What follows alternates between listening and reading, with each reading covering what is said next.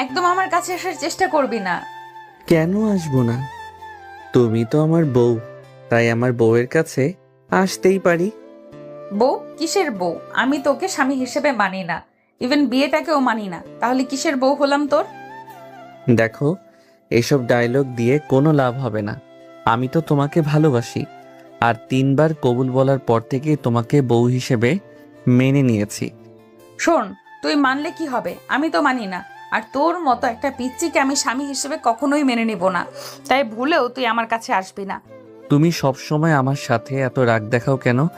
আমি কি তোমাকে ভালোবাসার যোগ্য না, নাকি আমার ভালোবাসাটা তোমার কাছে তুচ্ছ মনে হয়? তুই বুঝতে পারছিস না তোকে আমার পছন্দ না? আমি তোকে কেন ইগনোর করি? কারণ তোকে সহ্য করতে পারি না, তাই বারবার ইগনোর করি। তুই কেন সেটা বুঝতে পারিস না? তারপরও নির্লজ্জের মতো আমার কাছে আসিস। সবটা জানার পরেও তুই আমাকে বিয়ে করলি কেন? তোর চিন্তাধারা দেখে আমি অবাক হয়ে যাচ্ছি। অবাক হওয়ার কি আছে? যেখানে আমি তোমাদের সম্মানটা বাঁচিয়েছি, সেখানে তোমার আমাকে ধন্যবাদ দেওয়া উচিত। আর তুমি কি না আমার সাথে রাগারাগি করছো? সেই প্রথম থেকেই তুমি আমার সাথে রুড বিহেভ করে আসছো। এখন তো একটু অন্তত ভালোভাবে কথা বলতে পারো। আর এখন আমি না তোমার স্বামী, তাহলে এইভাবে রাগারাগি করো কেন? তুই বুঝতে পারছিস না তোকে আমার সহ্য হয় না, অসহ্য লাগে। তারপরও কেন তুই আমার কাছে আসিস? আর শেষ পর্যন্ত কিনা তোকে বিয়েটা করতে হয়েছে।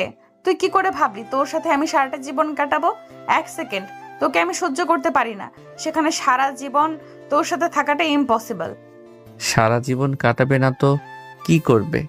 আর কার কাছে যাবে তুমি? বয়ফ্রেন্ডের কাছে যাবে? তো যাও।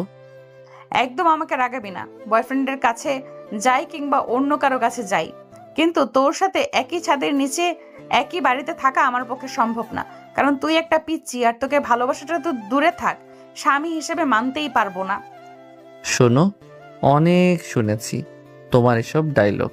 এখন আর বলে কোনো লাভ হবে না। এখন তুমি আমাকে স্বামী হিসেবে মানো কিংবা না মানো, তাতে আমার কিচ্ছু যায় আসে না। 3বার কবুল বলার পর থেকে আমি তোমাকে স্ত্রী হিসেবে মেনে নিয়েছি, সেটা আমার কাছে অনেক। তুই কি বোঝাতে চাইছিস? জোর করে আমার থেকে অধিকার আদায় করে নিবি? তাহলে তুই শুধু কি? তাহলে কি দেহ পাবো, মন পাবো না? তাই তো?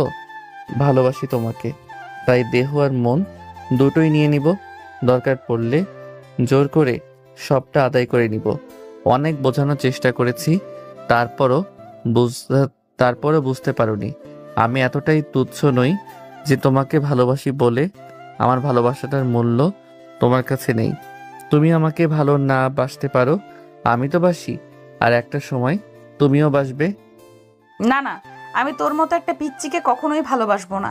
তোকে আমি ঘৃণা করি, আর সেখানে স্বামী হিসেবে মেনে নেওয়ার প্রশ্নই আসে না। ইভেন বিয়েটা তো আমি করতেই চাচ্ছিলাম না।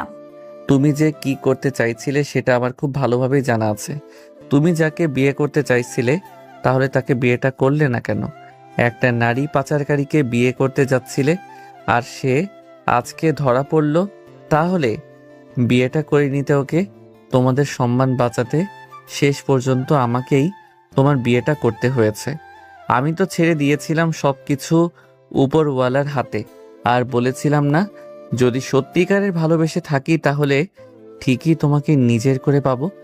আর সেটাই হয়েছে। ঈশানের কথায় ঈশিকা কোনো কথা বলতে পারল না, মাথাটা নিচু করে নিল।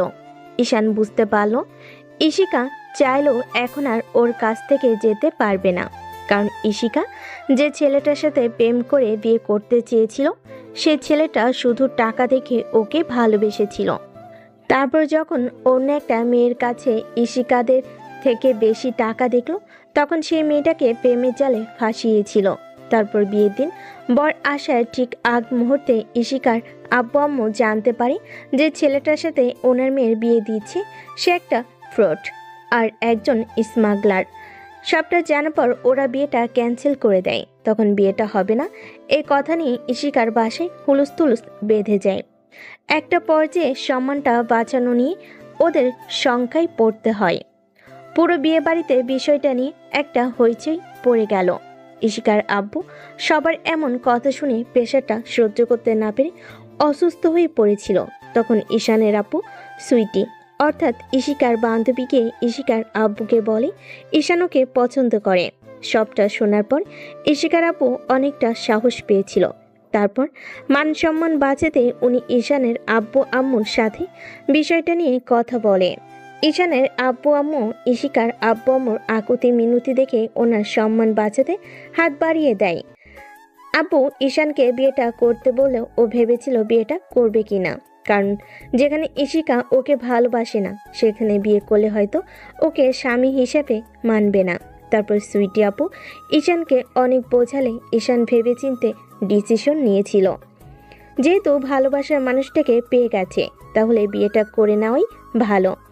হয়তো প্রথম কয়েকটা দিন ঈশানকে মেনে নিবে না, তারপর একটা সময় সবটা মেনে নেওয়ার চেষ্টা করবে আর ওকে ভালোবাসার চেষ্টা করবে। হয়তো কিছুদিন সময় লাগবে, তারপর একটা সময় মেনে নেবে। সবটা ভেবে ঈশান বিয়ে করে নিয়েছিল। তারপর রাতে বাসরঘরে আসতেই ওদের মাঝে কি কথা হলো সেটা তো আপনারা জানতেই পারলেন। ইশিকা চুপ করে আছে। ঈশান ওর সামনে গিয়ে মুখের দুপাশে হাত দিয়ে ওর মুখটা তুলে। ইশিকা অসহায় চোখে ঈশানের দিকে তাকালো, তখনও বলল, তোমাকে ভালোবাসি, অনেক বেশি ভালোবাসি। এটা তো আমার অন্যায় নয় বলো। তুমি কেন আমাকে সহ্য করতে পারো না? নাকি আমি এমন কোনো অন্যায় করেছি যার জন্য তুমি আমাকে ভালোবাসতে পারবে না? দেখো, ভালোবাসাটা আপনা আপনি হয়ে গেছে। আমি কি চেয়েছিলাম তোমাকে ভালোবাসতে? চাইনি তো। যখন জানতে পারলাম তুমি আপুর বান্ধবী আর তার উপর সিনিয়র, তখন তোমার থেকে দূরে সরে যেতে চাইছিলাম, কিন্তু আমার মনটা বেহায়া, তাই তোমার থেকে সরে যেতে গিয়ে আরো অনেক বেশি ভালোবেসে ফেলেছিলাম। তাই বারবার প্রকাশ করতাম। যখন তুমি আমাকে ইগনোর করে দূরে সরিয়ে দিয়েছিলে, অপমান করেছিলে, আমিও সবটা মেনে নিয়েছিলাম। যেদিন জানতে পারলাম তুমি অন্য কাউকে নিয়ে সুখে থাকতে চাও, তখন ভেবেছিলাম আমার ভালোবাসার মানুষটা সুখে থাকতে পারলেই আমার কাছে অনেক। কিন্তু তুমি তো জানতে না ছেলেটা ভালো নয়। তারপর শেষ পর্যায়ে যখন তোমাদের সম্মানটা নষ্ট হতে গিয়ে সেটা বাঁচানোর দায়ভার আমাদের হাতে পড়েছিল, তাই বিয়েটা করে নিয়েছিলাম। তোমাকে বলেছিলাম যদি সত্যিকারের ভালোবেসে থাকি তাহলে একদিন না একদিন নিজের করে পাবো, আর সেটাই হয়েছে। তাহলে আমাকে একটা সুযোগ দিতে পারছো না কেন তোমাকে ভালোবাসার? তাই না, বলো। তাহলে কেন দিচ্ছ না? আমি কি এত বেশি অন্যায় করে ফেলেছি তোমাকে ভালোবেসে? একটাবার বিশ্বাস করে দেখো, কখনো তোমাকে কষ্ট পেতে দিব না। ইশিকা কোনো কথা বলছে না, তাই ঈশান হঠাৎ করে ওর কোমর জড়িয়ে ধরে নিজের অনেকটা কাছে নিয়ে এসে ওর মুখের একপাশে হাত রেখে ওর ঠোঁটের দিকে নিজের ঠোঁটগুলো এগুতে লাগলো। ইশিকা ঈশানকে কেন জানি আজকে চাইলেও আটকাতে পারল না। ঈশান ওর ঠোঁট জোড়া নিজের দখলে করে নিল। ইশিকা সাথে সাথে চোখ বন্ধ করে নিয়ে দুহাতে ওর শাড়িটা খামচে ধরল। ঈশান পাগলের মতো ওর ঠোঁটে কিস করে যাচ্ছে। এ যেন কতদিনে ভালোবাসার বহিঃপ্রকাশ। ইশিকা রেসপন্স করছে না, তারপরও ঈশান নিজের মতো করে ওকে কিস করে চলেছে। ঈশান জানে ইশিকা এখনও রেগে আছে, আর এটাই স্বাভাবিক। যেখানে ওকে সহ্য করতে পারতো না সেখানে এত সহজে ওকে মেনে নিবে কি করে? ঈশান জানে না ইশিকা কেন ওকে সহ্য করতে পারে না। তো ইশিকা কোনো রেসপন্স করছিল না দেখে ঈশান ওকে ছেড়ে দেয়। তারপর ওর মুখের দিকে তাকালো। ইশিকা চোখ মুখ কুঁচকে রেখেছে। ঈশান এবার ওর ঘাড়ে আর গলে নাক ঘষতে শুরু করে। তাতে ইশিকা ঘন ঘন নিঃশ্বাস ফেলতে শুরু করে আর বেশ শিউরে উঠছিল। ঈশান ওর বুকের উপর থেকে শাড়ির আঁচলটা ফেলে দেয়। ইশিকা ঈশানের স্পর্শে এক প্রকার মাতাল হয়ে গেছে, তাই থাকতে না পেরে ওকে বুকের সাথে শক্ত করে জড়িয়ে ধরে। ঈশান বুঝতে পারল ইশিকা ওর স্পর্শ পেয়ে অনেকটাই উত্তেজিত হয়ে গেছে, তাই চাইলেও ঈশানকে আটকাতে পারছে না। ঈশান আর দেরি না করে ইশিকাকে কোলে উঠিয়ে নেয়। তারপর ওকে বেডে নিয়ে শুয়ে দিয়ে ওর শরীর উপর নিজের ভরটা ছেড়ে দেয়। ঈশান খেয়াল করে ইশিকা কেমন শিউরে উঠছে।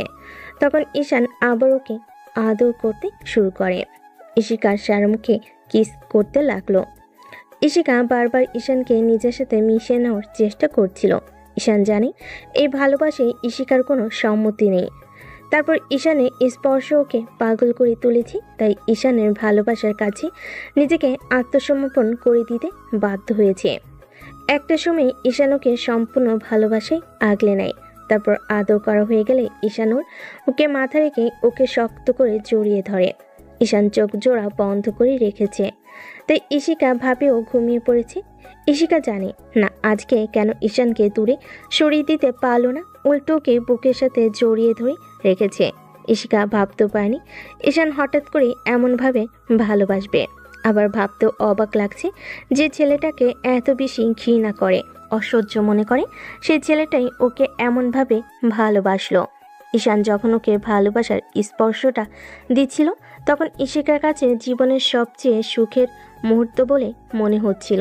ইশিকা এখনও একটা ঘোরের মধ্যে আছে, তাই হয়তো ঈশানকে বুকের সাথে জড়িয়ে ধরে রেখেছে।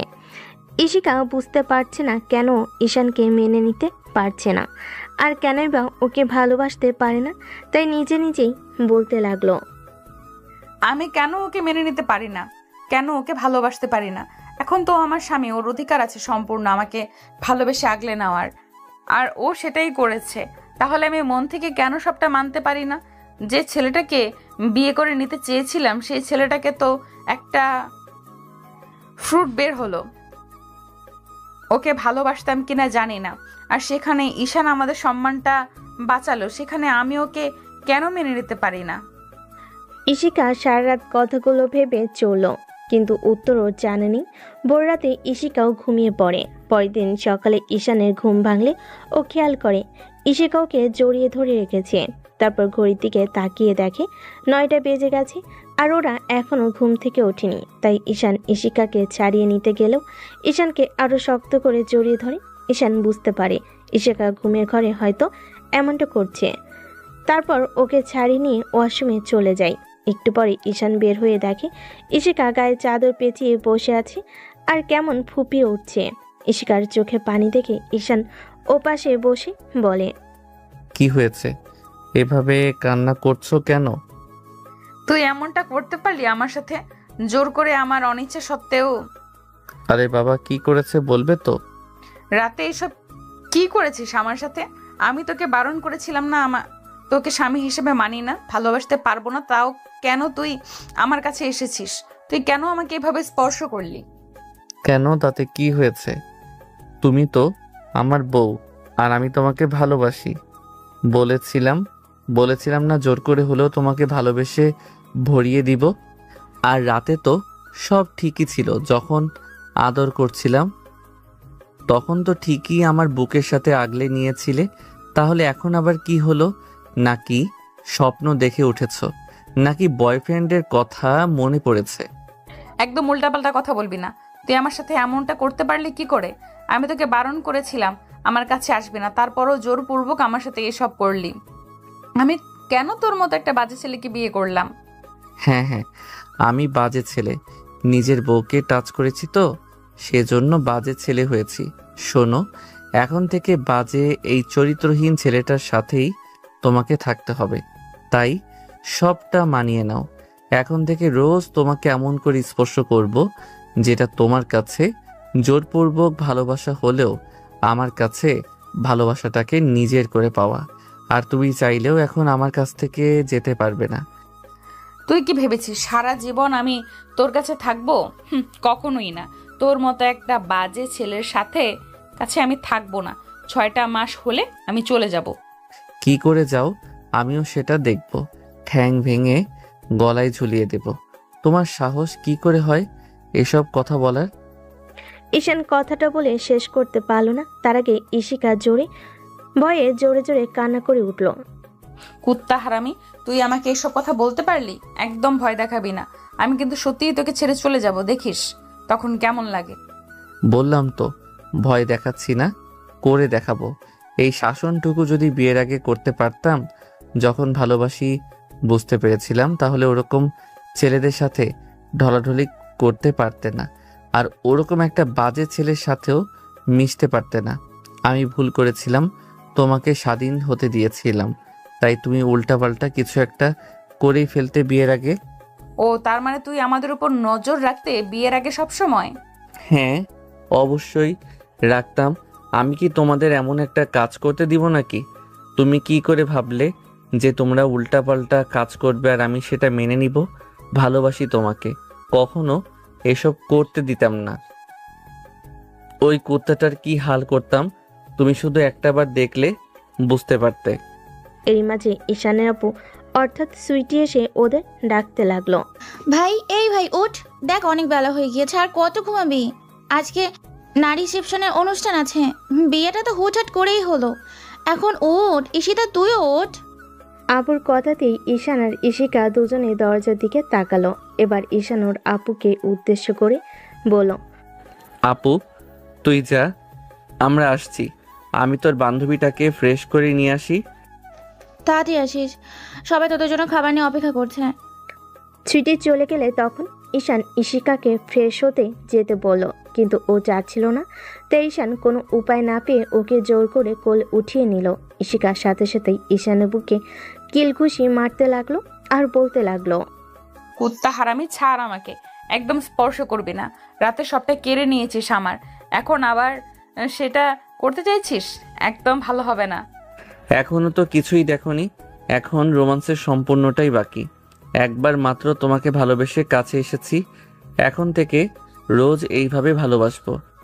তুই একটা বাজে ছেলে। একবার আজকে বাসায় যাই, দেখিস আমি আব্বু আম্মুকে সবটা বলে দিব। বলবো তোর মতো বাজে ছেলের সাথে বিয়ে দিয়ে আমাকে তুই খালি শুধু কষ্ট দিস। তুমি লাফালাফি না করলেই তো তোমাকে ভালোবেসে আগলে নিতাম, কিন্তু তুমি সেটা বোঝার চেষ্টাই করনি তোমাকে কতটা ভালোবাসি।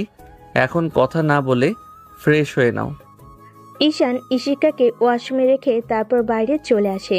ঈশিকা আর কোনো উপায় না পেয়ে শাওয়ার ছেড়ে দিয়ে গোসল করতে লাগলো। আধা ঘন্টা পার হয়ে গেল যখন ঈশিকা বের হচ্ছিল না, তখন ঈশান চিৎকার দিয়ে বলল, তোমার হলো নাকি আমাকে ওখানে আসতে হবে? আমি বুঝতে পারছি তুমি বের হবে না, তাই না? না না, আমি বের হচ্ছি। ঈশিকা কথাটা বলেই কোনো রকমে শাড়িটা গায়ে পেঁচিয়ে বেরিয়ে আসলো। ঈশান খেয়াল করলো ঈশিকা শাড়িটা ভালোভাবে পরতে পারেনি, যার জন্য ঈশানের হেসে গড়াগড়ি খাওয়ার মতো অবস্থা হয়ে গেল। ওকে এভাবে হাসতে দেখে ঈশিকা গাল ফুলিয়ে বলল, এই বাজে ছেলে, হাসছো কেন? হ্যাঁ, আমি হাসির মতো কি এমন করলাম? এটা কি করেছো? এভাবে কেউ শাড়ি পরে? এই জন্যই তুমি হাসছো? আমি তো শাড়ি পরতে পারি না, তার উপরে তুমি এভাবে হাসাহাসি করছো। আমি আজকেই বাড়ি চলে যাব, দেখো, আর একদম আসবো না এখানে। তুমি খুব বাজে ছেলে। ওকে ওকে, আমি পরিয়ে দিচ্ছি। এই না, একদম না, তুমি একটা ফাজিল। আমি জানি তুই আমার কাছে আসলে উল্টাপাল্টা দুষ্টুমি করতে শুরু করে দিবি। আমি একদম তোকে ভালো করে চিনি। বউয়ের সাথে দুষ্টুমি না করলে কি বাসার কাজের মেয়ের সাথে করবে, নাকি পাশের বাসার ভাবির সাথে করবে শুনি? আর শোনো, চুপচাপ দাঁড়াতে বলেছি, সেটাই করো। আমি শাড়িটা ঠিক করে দিচ্ছি। ঈশান বুঝতে পারছে কালকে রাত থেকে ঈশিকার ব্যবহারটা অনেকটাই চেঞ্জ হয়ে গেছে, যার কারণে ও আর তেমন সিনক্রেট করছে না। একটু রাগীভাবে কথা বলো তুমি করেই বলছে। ঈশান ঈশিকার শাড়িটা ঠিক করতে ওর কাছে আসতেই ঈশিকা কেমন যেন ওর থেকে দূরে সরে যেতে লাগলো। তখন ঈশান হঠাৎ করে ঈশিকার শাড়িটা টান দিয়ে খুলে ফেলল। সাথে সাথে ঈশিকা দূরে সরে যেতে গেলে ঈশান ওর কোমর জড়িয়ে ধরে নিজের কাছে নিয়ে আসলো। তারপর ওকে দাঁড় করিয়ে দিয়ে শাড়িটা যত্ন সহকারে পরাতে লাগলো। ঈশিকা চোখ বন্ধ করে রেখেছে, লজ্জায় ও পুরো লাল হয়ে যাচ্ছে। ঈশান যতবার শাড়ি পরানো চলে ঈশিকার শরীরে টাচ করেছি, ঈশিকার মধ্যে অজানা শিহরণ বয়ে যাচ্ছে। ও না চাইলেও ঈশানকে আটকাতে পারছে না। একটা সময় ঈশান ঈশিকার হাতে কুচিগুলো ধরিয়ে দিয়ে ওর সামনে বসে শাড়িটা ঠিক করতে লাগলো। তারপর কুচি ঠিক করে যখনই উঠতে যাবে খেয়াল করলো ঈশিকার সাদা ধপধপে পেটটার উপর নাভিটা এত সুন্দর লাগছে, যেটাও কাল রাতে খেয়ালই করেনি। ঈশান পুরো ঘোরের মধ্যে চলে যাচ্ছিল। তারপর ও আর নিজেকে আটকাতে না পেরে ঈশিকার কোমরের দুপাশে হাত দিয়ে ওর নাভিতে নাক ডুবিয়ে দিল। ঈশানের গরম নিঃশ্বাস ঈশিকার নাভিতে পড়তে ও কেমন যেন শিউরে ওঠে। আর ঠিক তখনই ঈশান ওর নাভিতে কয়েকটা কিস করে দেয়। ঈশিকা থাকতে না পেরে ওর চুলগুলো দুহাতে খামচে ধরে ইশিকা না চাইতেও ঈশানের স্পর্শে পাগল হয়ে উঠছে, যেটা ঈশান কালকে রাত থেকে খুব ভালোভাবে বুঝতে পারছে। ইশিকা এতটাই জোরে নিঃশ্বাস নিচ্ছিল যার জন্য পুরো রুম শুধু ওর নিঃশ্বাসের শব্দটা বিচার করছিল। ওদের মাঝে আর কিছু হওয়ার আগেই দরজায় আবার নক পড়ল।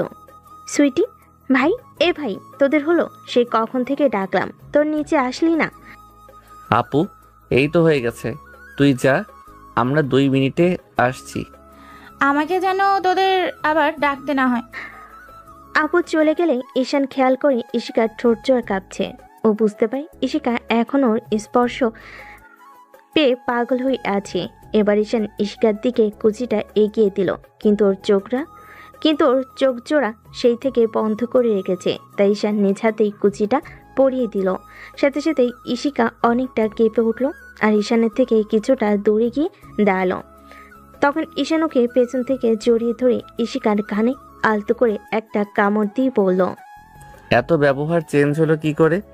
কালকে রাত থেকে দেখছি রাগ করতে চেয়েও পারছো না। তোমাকে যতবার স্পর্শ করছি কেমন যেন মাতাল হয়ে যাচ্ছ, আটকাতে চেয়েও পারছো না।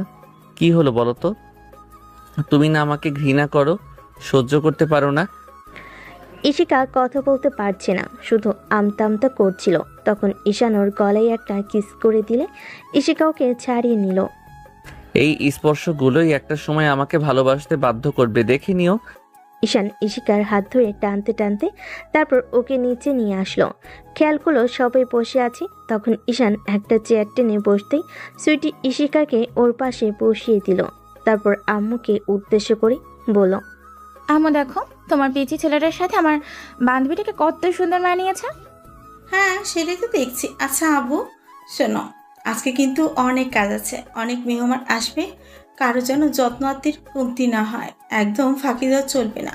বিয়েটা কিভাবে হুটহাট করি হলো, তাই তোমার আবু তাড়াহুড়ো করে রিসেপশনের অনুষ্ঠানের আয়োজন করেছে।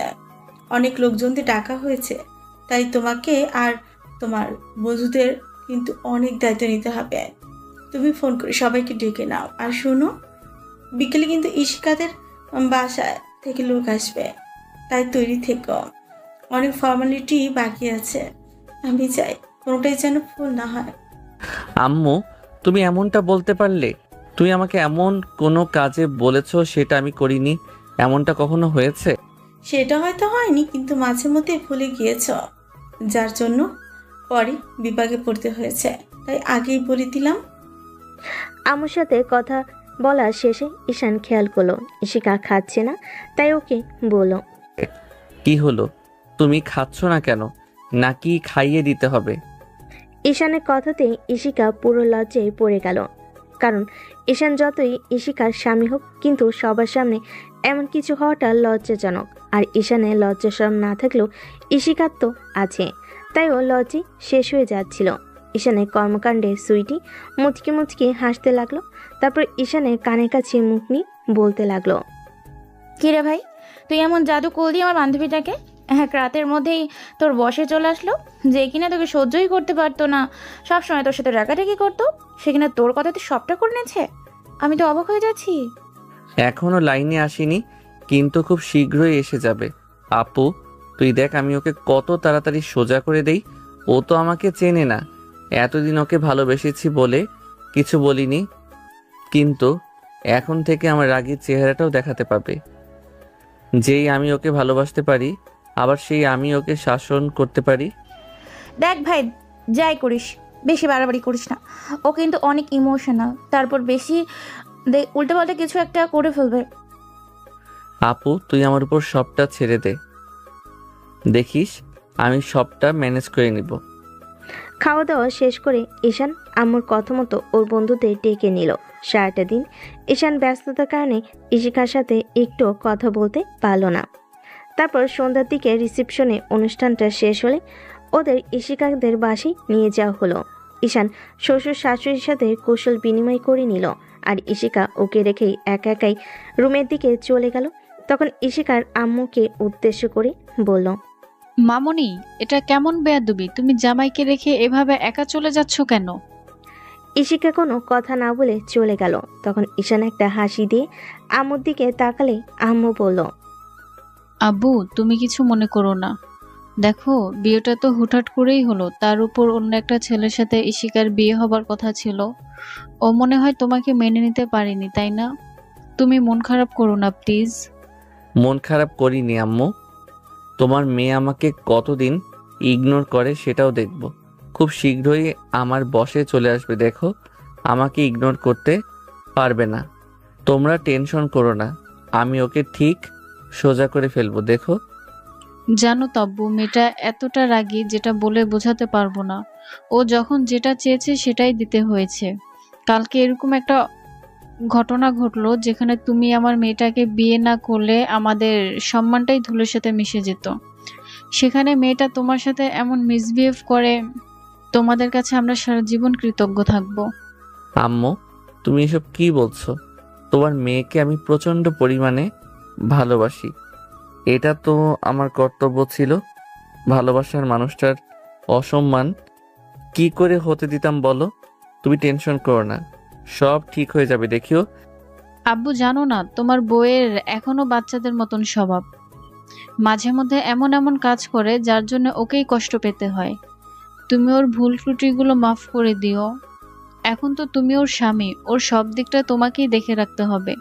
ও যদি কোনো ভুল ত্রুটি করে তুমি আমাদের বলো, আমরা সবটা সহ্য নেওয়ার চেষ্টা করব। তারপরেও ওকে কোনো কষ্ট দিও না যেটা ও সহ্য করতে পারবে না। আম্মু, তুমি টেনশন করো না তো, আমি সবটা ম্যানেজ করে নিব। তোমার মেয়েটা একটু রাগী, আমি সেটা আগে থেকেই জানি। দেখো, সব ঠিক হয়ে যাবে। ও খুব শীঘ্রই আমাকে মেনেও নিবে আর সংসারে মনোযোগ দেবে। আর ওর রাগ অভিমানটাও খুব শীঘ্রই দূর করে দিব আমি। ঈশান বেশ কিছুক্ষণ ইশিকার আম্মুর সাথে কথা বলে রুমে চলে আসলো। দেখলো ইশিকার রুমে গাল ফুলিয়ে বসে আছে। ঈশান এসেই ওর মুখটা খুব শক্ত করে চেপে ধরে বলল, এত তেজ কিসের তোমার? বলছি না রাগ অভিমানটা এখান থেকে কমাবে। একদম আমার সাথে রাগ দেখাতে আসবে না। অনেক সহ্য করেছি, কিন্তু আর না। ঈশান ছাড়ো, আমার লাগছে, প্লিজ। এমন করতেছো কেন? আমি কি এমন করছি? তাহলে এমন করে চলে আসলে কেন? হ্যাঁ, তা নয় তো কি করবে? তোমাকে কোলে করে নাচবে? দেখো, আমার এত আদিক্ষেতা করার ইচ্ছে নেই। আমি তো তোমাকে বলেই দিয়েছি, আমি তোকে ভালোবাসি না, আমি বিয়েটাও মানি না, আর কখনো তোমাকে স্বামীর অধিকারটাও দিতে পারবো না। সেটা কি করে না দাও আমিও দেখে নিব। তুমি কি করে আমাকে দূরে রাখতে পারো আমিও দেখে নিব। কতদিন আমার থেকে এইভাবে মুখ ফিরিয়ে নাও, দেখব। আমি জানি তুমি জোর করে সবটা করার চেষ্টা করবে, তাই না? তোমার যা ইচ্ছা করো, কিন্তু আমি মন থেকে কখনোই তোমাকে ভালোবাসবো না। আমি জানি তুমি এগুলো কিসের জন্য করছো। হয়তো আমাকে নিজের করে পাওয়ার জন্য করছো, কিন্তু আমি মন থেকে কখনো তোমার ভালোবাসাটা চাই না। এখন তোমার চাওয়া না চাওয়াতে কিছু আসে যায় না। আমি খুব শীঘ্রই তোমাকে বুঝিয়ে দেব তুমি এতদিন ভুল করেছো। আমাকে ভালো না বাসাটা তোমার জন্য ভুল ছিল। ইশিকাকে ছেড়ে দিয়ে ঈশান ওয়াশরুমে চলে গেল। বাইরে এসে দেখলো ইশিকা কার সাথে যেন কথা বলছে। ঈশান কোনো কথা না বলে বেলকনিতে গিয়ে দাঁড়ালো। ঈশান যতই ইশিকার সাথে বাজে ব্যবহার করছে, উল্টো নিজেরই খারাপ লাগছে। অন্যদিকে ইশিকা না চাইলেও ঈশানকে দূরে সরাতে পারে না। হয়তো আব্বু আম্মু সম্মান বাঁচিয়েছে তাই। আর ঈশান মনের দিক থেকে অনেকটাই ভেঙে পড়েছে যে এত কিছু করার চেষ্টা করেও ইশিকার মনে একটু জায়গা করে নিতে পারছে না। তাই ও মনটা অনেকটাই দুর্বল হয়ে গেছে। তারপর দাঁতে দাঁত চেপে সবটা সহ্য করে নিচ্ছে। ঈশানের বিশ্বাস আছে একটা সময় ইশিকাও ওকে ভালোবাসবে। তো রাতে খাওয়া দাওয়া শেষে দুজনেই রুমে আসে। তখন ইশিকা সোফার দিকে যেতে গেলে ঈশান ওর একটা হাত ধরে ফেলে আর বিছানায় জোর করে এনে বসিয়ে দিয়ে বলে, ওদিকে কোথায় যাচ্ছ? আমি তোর সাথে এক বিছানাতে থাকবো না। আমি জানি তুই জোর করে আমার সাথে উল্টাপাল্টা করবি, তাই আমি তোর সাথে এক মুহূর্তও থাকতে চাই না। একদম নাটক দেখাবে না, তাহলে আমার থেকে খারাপ কেউ হবে না। এখানে চুপচাপ শুয়ে পড়ো, আমি তোমার বুকে মাথা রাখবো। তোমার আমার বুকে মাথা রাখার ইচ্ছে না থাকলেও আমার তোমার বুকে রাখার ইচ্ছা আছে। জোর করে সবটা করতে চাস, তাই না? আমি তোকে কখনোই ভালোবাসবো না, বলছি না? ভালোবাসো না বাসো সেটা পরে প্রশ্ন। আগে তোমাকে একটা বেবির আম্মু বানিয়ে দেই, তখন ঠিকই আমাকে ভালোবাসবে। তোর মতো কাপুরুষ এ ছাড়া আর কি বা করতে পারে? আমি খুব ভালো করে জানি তোর এ ছাড়া আর কোনো মুরদ নেই। তুই জোরপূর্বক একটা মেয়ের অনিচ্ছায় তাকে শুধু স্পর্শ করতেই পারবি। ইশিকা কথাটা শেষ করার সাথে সাথে ঈশান রেগে ঠাস করে ওর মুখে একটা থাপ্পড় বসিয়ে দিল। সাথে সাথেই ইশিকা কান্না করে দিল আর বলতে লাগলো, তুই আমাকে মারলি? আমি না তোর থেকে সিনিয়র? আমি সব আম্মুকে বলে দিব। তোর এত বড় সাহস, তুই আমাকে মারিস? আমি না কাপুরুষ, তাই পুরুষ কিনা সেটা সে প্রমাণ দিলাম। তোমার সাহস কি করে হয় আমাকে এসব কথা বলার? তুমি আমার সাথে থাকবে না মানে আম্মুকে বলবে তো বলো। কি বলবে? তোমার গায়ে হাত তুলেছি, কি জন্য হাত তুলেছি সেটা বলবে না? এত ঢং দেখিও না। শোনো, মেয়ে হয়ে জন্মেছো, তাই স্বামীর পরিচয় তোমাকে এখন থেকে বাঁচতে হবে। ভুল করেও আমার থেকে দূরে যাওয়ার চেষ্টা করো না, তাহলে সেটা তোমার জন্য ভালো হবে না। এখন কথা না বলে চুপচাপ শুয়ে পড়ো। না, আমি তোর সাথে শুভ না। তুই আমাকে মারলি। কথা না শুনলে এখন আরেকটা দেবো, সেটা কি তোমার জন্য ভালো হবে? শুতে বলেছি না, শুয়ে পড়ো। ঈশানের ধমকের সুরে কথাতে ইশিকা জোরে জোরে কান্না করে দিল। তখন ঈশান রাগের চোখে ওর দিকে তাকাতেই ভয় পেয়ে ইশিকা শুয়ে পড়ল। ইশিকা শুতেই ঈশান ওর পাশে শুয়ে পড়ে, তারপর ওকে জড়িয়ে ধরলো। তারপর ওর চোখের দিকে তাকিয়ে বলল, তুমি কান্না থামাবে নাকি আমাকে আরো কিছু করতে হবে? এই না না, আমি কান্না থামাচ্ছি। তুমি এত বকা দাও কেন আমাকে? বকা খাওয়ার মতো কাজ করো কেন? এখন নাক টানা বন্ধ করে আমাকে জড়িয়ে ধরো আর মাথায় হাত বুলিয়ে দাও। আমার ঘুম পাচ্ছে, জান। ইশিকা ঈশানের রাগী চেহারা দেখে ওর মাথায় হাত বুলাতে লাগলো। ও এখনো ফুপিয়ে ফুপিয়ে উঠছে। তখন ঈশান আবারও রাগী কণ্ঠে বলল, বউ, এবার কিন্তু বাড়াবাড়ি হয়ে যাচ্ছে। এমন না যে তোমার সাথে জোর করে কিছু করেছি, আজকে কিছুই করিনি, শুধু তোমার বুকে মাথা রেখেছি। নাকি এটাও তোমার সহ্য হচ্ছে না বলো? তুমি রাখবে কেন? আমি বলেছি না আমি তোমাকে ভালোবাসি না? তুমি জোর করে আমার সাথে সবটা করেছো। আমার তোমাকে সহ্য হয় না, পছন্দ করি না তোমাকে। তারপরও কেন এমন করো সব সময়? ইশিকা এরকম কথাতে ঈশানে খুব খারাপ লাগলো। তারপর ওকে জড়িয়ে ধরে রাখলো আর বলতে লাগলো, কি করব বলো? ওই যে বারবার বলতে না, নির্লজ্জ বেহায়া, অনেক বেশি ভালোবাসি, তাই সেটা বোঝাতে পারিনি। তারপরও জোরপূর্বক সবটা করার চেষ্টা করি, আমার বলে অধিকার খাটানোর চেষ্টা করি, কিন্তু আমি জানি সেটা আমার নয়। যতদিন আমার ভেতরে ইচ্ছা শক্তিটা আছে না, আমি তোমাকে বোঝানোর চেষ্টা করে যাব। জোর করে হলেও নিজের ভালোবাসায় তোমাকে ভরিয়ে দেওয়ার চেষ্টা করব। তুমি আমার উপর রাগ অভিমান যা করো করতে পারো, সমস্যা নেই। বিয়ের আগেও যেমনটা করেছো, এখনো তেমনটাই করছো। আমি বুঝতে পারছি তুই মন থেকে কিছুই চাও না। যখন বুঝতে পারছিস তাহলে আমার সাথে জোর করে এসব করিস কেন? তুই বুঝিস না আমার কতটা খারাপ লাগে? আমি তোমার থেকে দূরে সরে গেলে অনেক বেশি খুশি হবে, অনেক হ্যাপি থাকতে পারবে তুমি। ঈশান কথাটা বলেই ইশিকাকে ছেড়ে দিয়ে ওর মুখের দিকে তাকালো। কিন্তু কেন জানি ইশিকার কোনো কথা বলতে পারলো না। ও এখনো বারবার ফুপিয়ে উঠছে। 2-3 মিনিট যাবৎ ঈশান ইশিকার মুখের দিকে তাকিয়ে রইল আর বারবার জিজ্ঞেস করলো কথাটা। তারপর ইশিকা কোনো কথা বলল না। ঈশান আবারও ওকে জড়িয়ে ধরলো। ইশিকার অনিচ্ছা সত্ত্বেও ওর মাথায় হাত বুলিয়ে দিতে লাগলো। এভাবেই 2 দিন ঈশান ইশিকার বাসায় থেকে তারপর বাসায় চলে আসলো। এদিকে ইশিকার ব্যবহারটা চেঞ্জ হচ্ছে না। বাসায় আসতেই যেন ও আবার সেই আগের গুন্ডি চেহারা ধারণ করলো। ঈশানকে উঠতে বসতে ইশিকা রাগ দেখায়, ওর গায়ে পর্যন্ত হাত তোলে। তাদের ঈশানে কোনো আফসোস নেই। ঈশান জানে যখন ইশিকা ওকে ভালোবাসবে তখন আর এই কষ্টটা থাকবে না। ভালোবাসার মানুষের দেওয়া কষ্টটা না হয় একটু সহ্য করে নিবে। ইশিকার লেখাপড়াটা শেষ হয়নি, তাই আব্বুকে বলে উনি ইশিকাকে কলেজে যেতে বলে। আর ঈশান জানে ইশিকার কাজ হচ্ছে কলেজে গিয়ে ফ্রেন্ডদের সাথে ফালতু আড্ডা দিয়ে সময় নষ্ট করা। আর ইশিকা দেখতে মারাত্মক সুন্দরী, তাই ছেলেরাও কথা বলার ছলে ওর গায়ের উপর ঢলে পড়ে। তাতে ইশিকার কোনো ভ্রুক্ষেপ নেই। বিয়ের পর থেকে আব্বু ঈশানকে অফিসে বসতে বলেছে, তাই ও মাঝে মধ্যে কলেজে আসে। অফিসে কাজ করতে গিয়ে কলেজের দিকটায় তেমন সময় দেওয়া হয় না।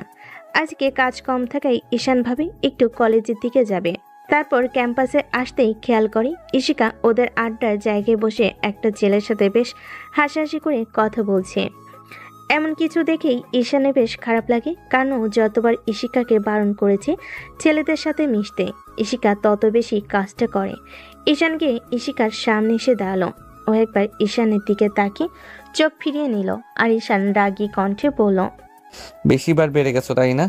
বারবার বারণ করার পরও অন্য ছেলেগুলোর সাথে হাসাহাসি করে কথা বলছো। শোন, আমি কি করব না করব সেটা তোকে বলে দিতে হবে না। তুই কে রে আমাকে এসব কথা বলার? হ্যাঁ, আমি কে সেটা ভুলে গেছো নাকি? কাগজপত্রগুলো বের করে দেখাবো? শোনো, আমি রেগে যাই, তার আগে এখান থেকে ওঠো আর বাসায় চলো। আজকে তোমার কি হাল করি তুমি শুধু একটাবার বাসায় চলো, দেখতে পাবে। তুই আমার কি করবি রে? কিছুই করতে পারবি না। আমি বুঝতে পেরেছি তোর সাথে নরমভাবে কথা বলে কোনো লাভ হবে না। এখন থেকে তুই শুধু আমার রাগের চেহারাটাই দেখবি।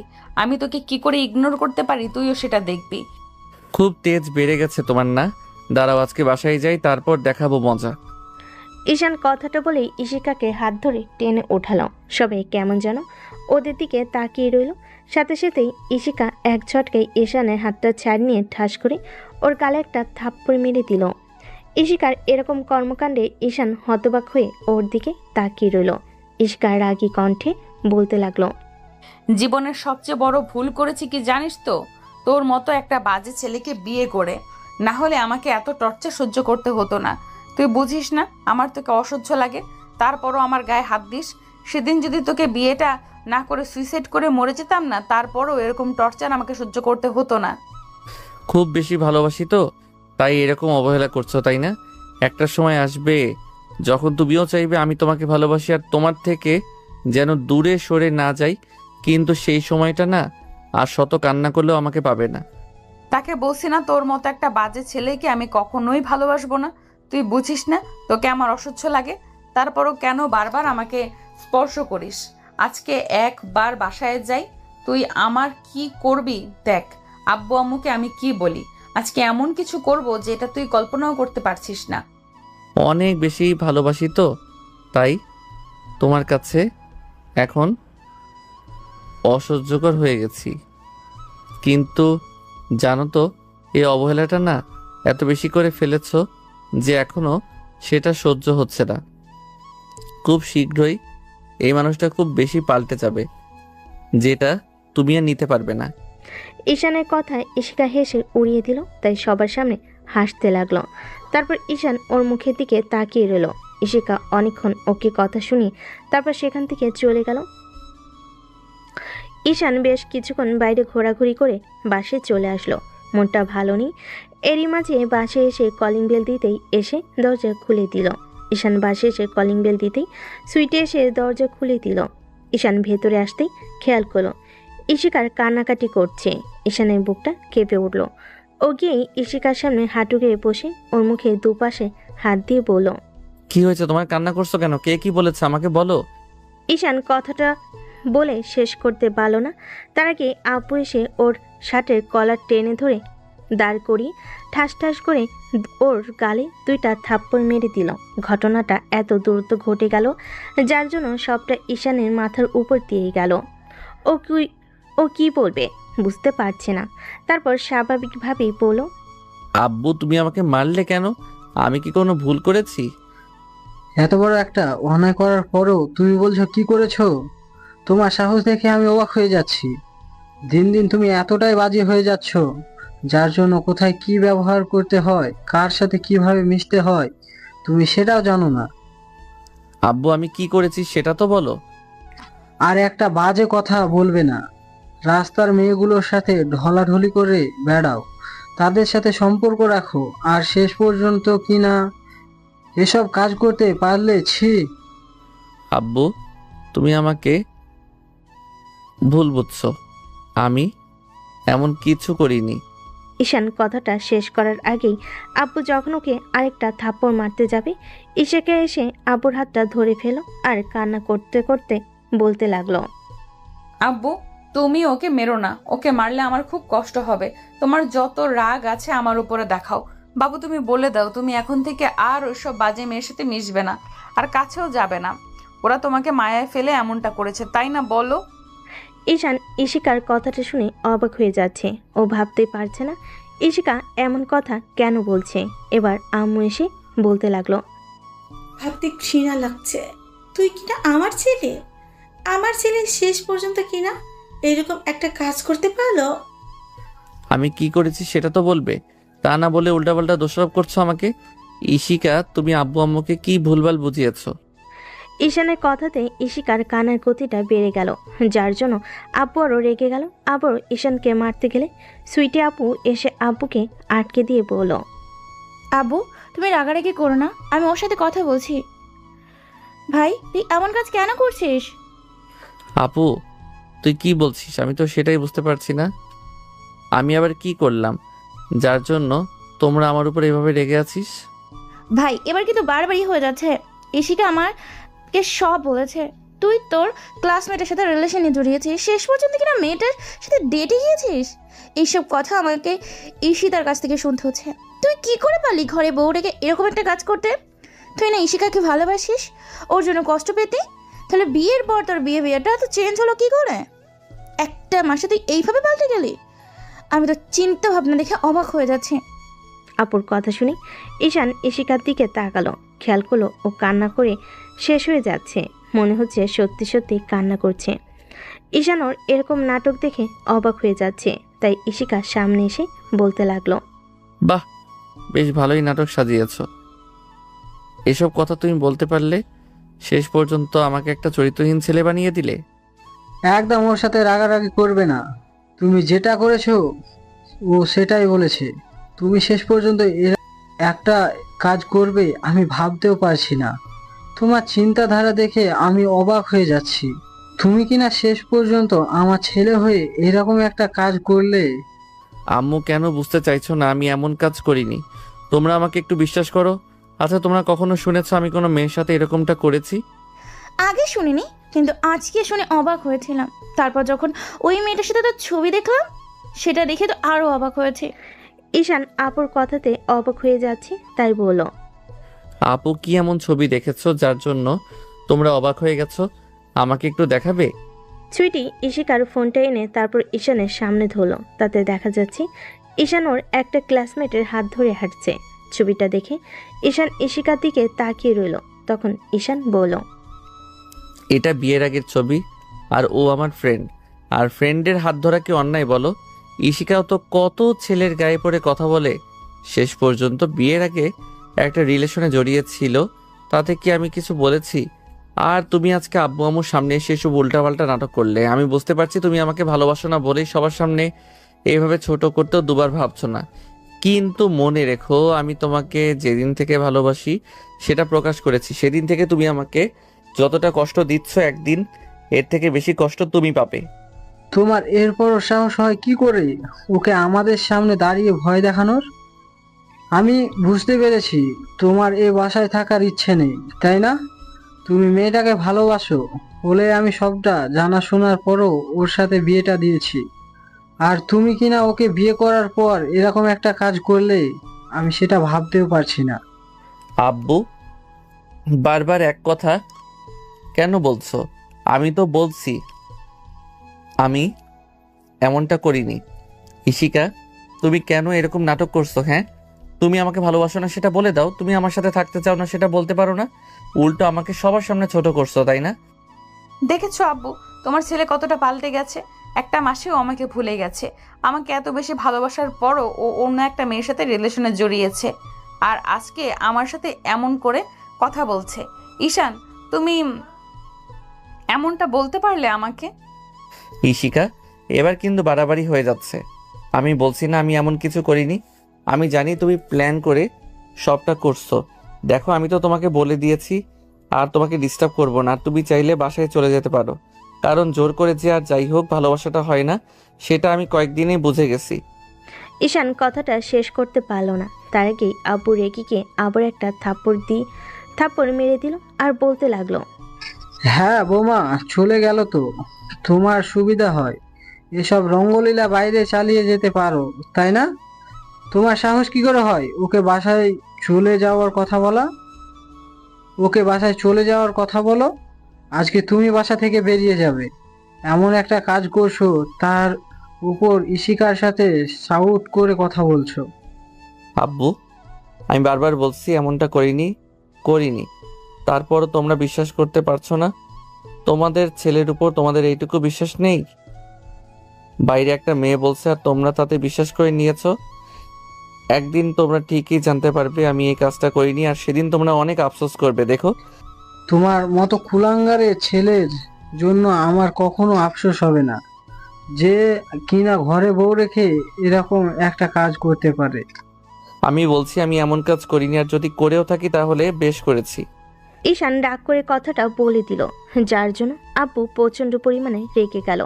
ওর গায়ে হাত তুলতে গেলে এবার আব্বু এসে আটকে দিল। তারপর আব্বুকে কিছুটা দূরে নিয়ে গিয়ে বলতে লাগলো, ভাই তুই রুমে যা। আব্বু তুমি কি শুরু করলে বলো তো? আমি ওকে বুঝিয়ে বলছি, তুমি রাগারাগি করো না। ছোট মানুষ একটা ভুল করে ফেলেছে, তার জন্য তুমি এমন করে রাগারাগি করলে তো তোমার শরীরটা খারাপ হবে। ও এতটা ছোট মানুষ না যে কিছু বুঝতে পারে না। বিয়েটা করেছে দুদিন পরে বাচ্চার বাবা হবে, আর এখন এমন উল্টাপাল্টা কাজ করে বেড়াচ্ছে। আমরাও এমন বয়স পার করে এসেছি, কিন্তু এরকম রং চলাফেরা করিনি। আমার ছেলে হয়ে ও শেষ পর্যন্ত কিনা ঘরে বউ থাকতে এরকম একটা কাজ করলো। ওর চিন্তাধারা দেখে আমি অবাক হয়ে যাচ্ছি। এই মেয়েটার সাথে ওকে বিয়ে দেওয়াই আমার ভুল হয়েছে। বিয়ের পর থেকে ওই মেয়েটাকে কষ্ট দিয়ে আসছে, আর আজকে আমি সেটা জানতে পারলাম। আব্বুর কথাতে ঈশান অবাকে চরমে পৌঁছাচ্ছে।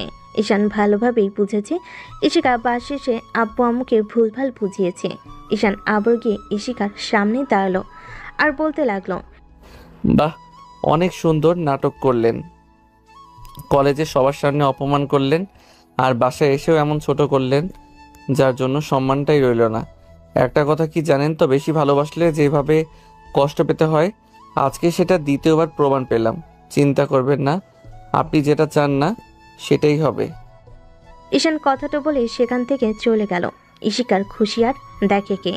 ঈশানকে আজকে এমনভাবে সবার সামনে ছোট করতে পেরে ইশিকা এত বেশি খুশি হয়েছে যেটা কাউকে বলে বোঝাতে পারবে না। ঈশান আর সেখানে দাঁড়ালো না, সুইটি আপুর কথাতে রুমে চলে গেল। তারপর কিছুক্ষণ বেলকুনিতে দাঁড়িয়ে রইল। অন্যদিকে আব্বু আম্মু সুইটি অনেকক্ষণ ইশিকাকে বোঝালো, ওর কান্নাটা থামে। ইশিকা আজকে এতটা খুশি হয়েছে কারণ এতদিন ও ঈশানকে তেমনভাবে শিক্ষা দিতে পারেনি। অন্যদিকে ঈশান কিছু একটা গভীরভাবে চিন্তা করছে। আজকে আপনা আপনি চোখ দিয়ে পানি পড়ছে। বারবার মনে হচ্ছে ভালোবেসে জীবনের সবচেয়ে বড় ভুলটা ও করেছে, তাই হয়তো আজকে সেই ভুলের মাসুলটা ওকে দিতে হচ্ছে।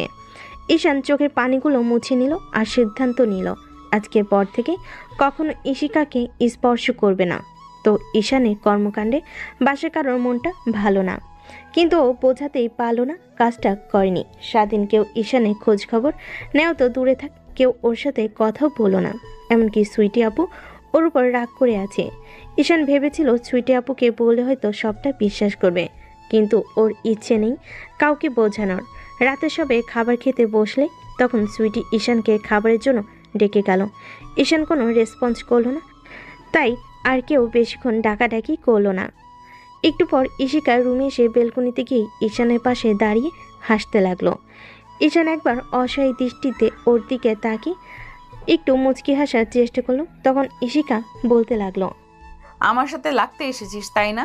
আমার গায়ে করা প্রত্যেকটা স্পর্শের আঘাত এখন থেকে তুই পাবি। তুই আমাকে কি ভেবেছিলি? আমি চুপ করেছিলাম বলে তোর কথাতে সবটা মেনে নিয়েছিলাম? কখনো না। আমি তোকে কখনোই ভালোবাসবো না, আর সেখানে স্বামী হিসেবে মানা তো দূরে থাক। তুই আজকে থেকে শুধু আমার রাগী চেহারাটাই দেখতে পাবি। ইশিকা ঈশানকে রাগানোর জন্য ওকে বেশ ছোট করে কথা বলছিল। তারপর ঈশান কোনো জবাব দিল না। বেলকনি থেকে রুমে এসে একটা চাদর আর বালিশ নিয়ে সোফায় গিয়ে শুয়ে পড়ল। ইশিকাও এসে বিছানায় শুয়ে পড়ল। ঈশানের চুপ করে থাকাতে ইশিকা মনে করলো ঈশান হয়তো আর কিছু বলবে না। আজকে ও উচিত শিক্ষা পেয়েছে। ও আরও ভাবলো আজকের পর থেকে ঈশানকে আরও অপমান আর অবহেলা করবে, যার জন্য আব্বু আম্মু ওকে সারা জীবন ভুল বুঝে যাবে। অন্যদিকে ঈশানের ঘুম আসছিল না। বারবার মনে হচ্ছিল এরকম কাউকে ভালোবাসার আগে ওর মৃত্যু হয়ে গেলে ভালো হতো। তাহলে অন্তত এই কষ্টটাকে ভোগ করতে হতো না। সারাটা রাত ঘুম হলো না, তাই আর চেষ্টা হলো না। পরদিন সকালে ইশিকার ঘুম ভাঙে 10টার দিকে, উঠে বসে আর খেয়াল করে 10টা বাজে। কিন্তু আশ্চর্যের বিষয়, আজকে কেউ ওকে ডাকেনি, এমনকি একটাবার ঈশান ওকে ডেকে ওঠায়নি। তখন ইশিকা এদিক ওদিক তাকাতে লাগলো, তখনও নিজে নিজেই বলতে লাগলো, কি হলো, এই কুত্তাটা কোথায় গেল? আমার উপর রাগ দেখানো? তুই আমাকে ডেকে তুলছিস না? তুই আমাকে ডেকে তুলিসনি, তাই না? দাঁড়া, এখন আবার নতুন নাটক করব। ইশিকা কথাটা বলেই কান্নাকাটি জোরে দিল। কিন্তু আশ্চর্যের বিষয়, ও এত জোরে জোরে কান্না করছে, তারপরও কেউ রুমে আসছে না। তাই ইশিকা নিজে নিজে বলতে লাগলো, বিষয়টা কি হলো? এমনিতে একটা ডাক দিলেই তো সুইটি চলে আসতো আর সবাই এসে আমাকে জিজ্ঞেস করতো, কিন্তু আজকে এত কান্নাকাটির অভিনয় করছি, কেউ আসছে না কেন? বুঝেছি, নাটকটা নিচে গিয়েই করতে হবে। যেই ভাবা সেই কাজ। নিচিকে আবারও কান্নাকাটি জুড়ে দিল আর বলতে লাগলো, আব্বু, আম্মু, সুইটি কোথায়? তোমরা দেখো, তোমার ছেলে আমার উপর রাগারাগি করে অন্য একটা মেয়ের সাথে কোথায় যেন গিয়েছে। আমাকে একটুও ভালোবাসে না ও। সারা রাত আমার সাথে রাগারাগি করেছে, আমাকে একটু নিজের কাছে টেনে নেয়নি। ওকে একটু বলো না আমার সাথে কথা বলতে। আমি কি ওকে ভালোবেসে খুব বেশি অন্যায় করে ফেলেছি বলো? ইশিকা কান্না করার অভিনয় করতেছে, তাতে মনে হচ্ছে ও সত্যি কান্না করছে। আম্মু আর সুইটি ওর থেকে কিছুটা দূরে দাঁড়িয়ে আছে, কিন্তু ওদের মাঝে কোনো রিয়াকশন নেই। ওরা কেমন অদ্ভুতভাবে ইশিকার দিকে তাকিয়ে আছে। ওদের কোনো রিয়াকশন না পেয়ে এবার ইশিকা সুইটির দিকে এগিয়ে এসে তারপর কান্না করে দিয়ে বলতে লাগলো, দেখেছিস, তোর ভাইয়ের এত কিছুর পরেও আমাকে একটুও ভালোবাসবে না, আমার উপর রাগ করে আছে, যার জন্য আমাকে কালকে রাত্রে একবার বুকে নিয়ে ঘুমায়নি। তুই ওকে একটু বল না আমার সাথে এরকম মিসবিহেভ না করতে। তুই তো জানিস আমি কষ্টটা বেশি সহ্য করতে পারি না। ইশিকা কান্না করে যাচ্ছে। এবার সুইটি একটা কাগজ ইশিকার দিকে এগিয়ে দিল। ইশিকা অবাক হয়ে কাগজটার দিকে তাকিয়ে রইল। তারপর কাগজটা কি সেটা দেখতে হাতে নিল আর বলতে লাগলো, এটি কি তুই আমাকে দিচ্ছিস সেগুলো? সুইটি কোনো কথা বলল না, শুধু ইশিকার দিকে ফ্যাল করে তাকিয়ে রইল। তখন ইশিকা কাগজটা পড়তে শুরু করলো। আব্বু, আম্মু, আপু, তোমাদেরকে আবারও বলছি, তোমরা কালকে যেটা শুনেছো বা দেখেছো, আমি তার কিছুই করিনি। আমি জানি এইসব কথাগুলো তোমাদের যদি শত বলি তারপর তোমরা বিশ্বাস করবে না। কারণ কেন জানো তো? একটা মেয়ে তোমাদের বুঝিয়েছে আমি উল্টাপাল্টা কিছু করেছি। আর এই সমাজে মেয়েদের কথাকে বেশি প্রাধান্য দেওয়া হয়, মেয়েদের অধিকার না আমাদের সমাজে অনেক বেশি দেওয়া হয়। তাই ওদের কথাটাই সবসময় বিশ্বাস করে। তারপর আমার কোনো আফসোস নেই, কিন্তু আফসোস কোথায় জানো? যাকে এত বেশি ভালোবেসেছি তাকে একটা বছরও বোঝাতে পারিনি। তারপর যখন আশাটা ছেড়ে দিলাম, অদ্ভুতভাবে আমাদের বিয়েটা হলো।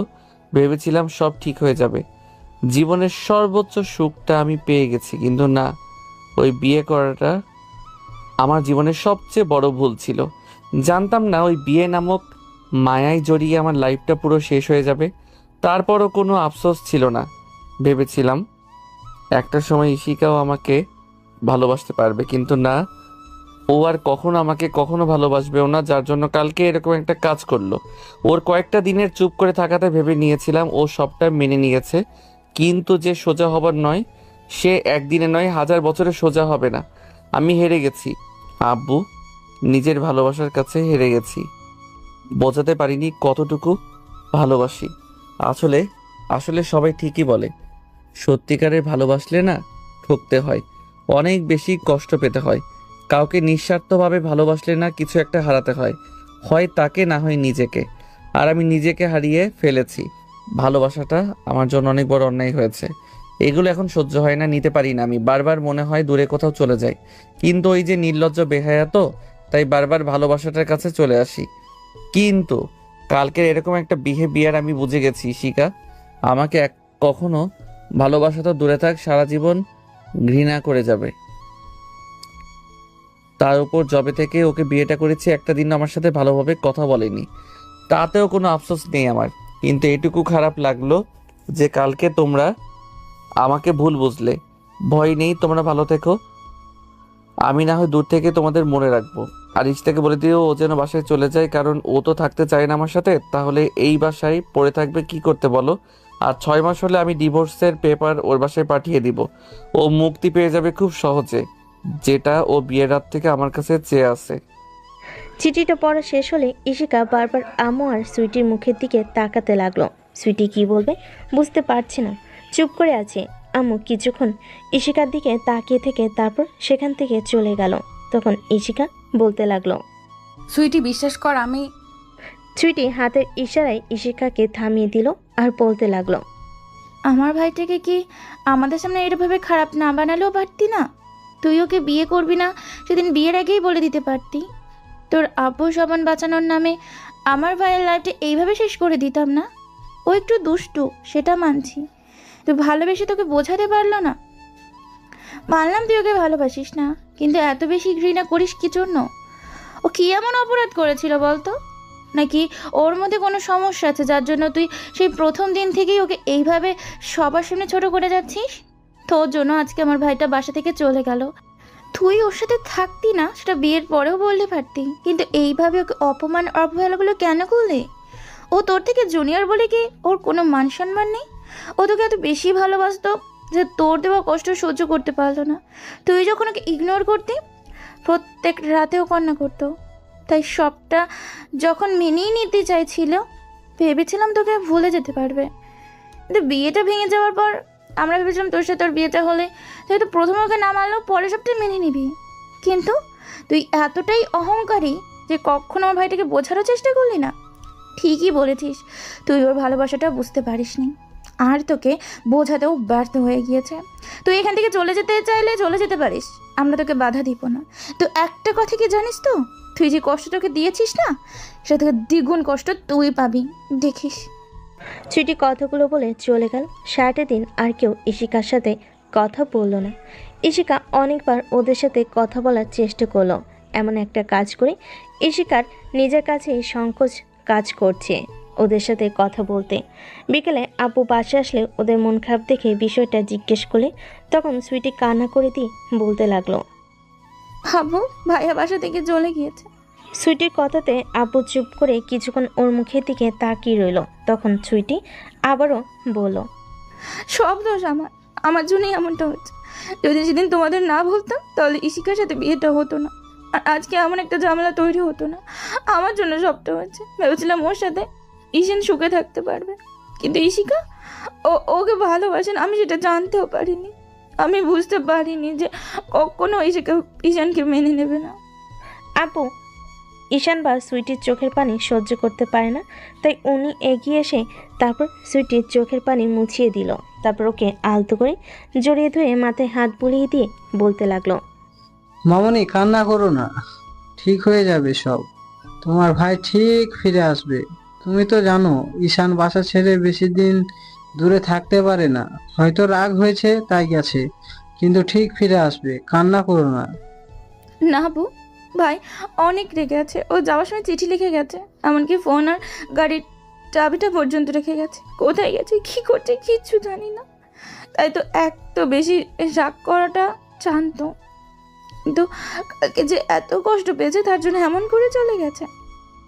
ইশিকা ভয় পাচ্ছিল সুইটি হয়তো আব্বুকে বিষয়টা বলে দিবে, কিন্তু সুইটি বা আম্মু এই বিষয়টা আব্বুকে বলল না। আব্বু ব্লাড প্রেশার রোগী, যদি কথাগুলো বলে তাহলে হয়তো প্রেশারটা বেড়ে যেতে পারে, আর কোনো সমস্যা হয়ে যেতে পারে। এভাবে একটা সপ্তাহ কেটে গেল। এর মাঝে আব্বু অনেক টেনশন করছে, কারণ একমাত্র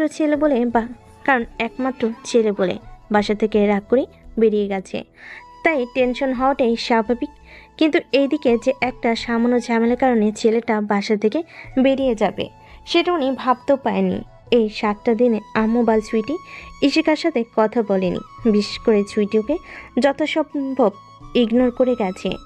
আপু ঈশানের যতগুলো বন্ধু আত্মীয় স্বজন ছিল, এমনকি সারা শহরে ওদের যত চেনা জানা লোক ছিল সবার সাথে যোগাযোগ করেছে, কথা বলেছে। এমন কোনো জায়গা নেই যে যোগাযোগ করেনি। তারপরও ঈশানের কোনো খোঁজ খবর পায়নি। কোথায় আছে, কি করছে, কিছুই জানে না। ইশিকার এখন খারাপ লাগছে। এরকম একটা কাজ করার পর মনে হচ্ছে সেদিন কাজটাও অনেক বড় অন্যায় করে ফেলেছে। এমনটা না করলেও পারত। ও ঈশানকে পছন্দ করে না, ঘৃণা করে ভালোবাসতেও পারছে না, সেটা বলেই হতো।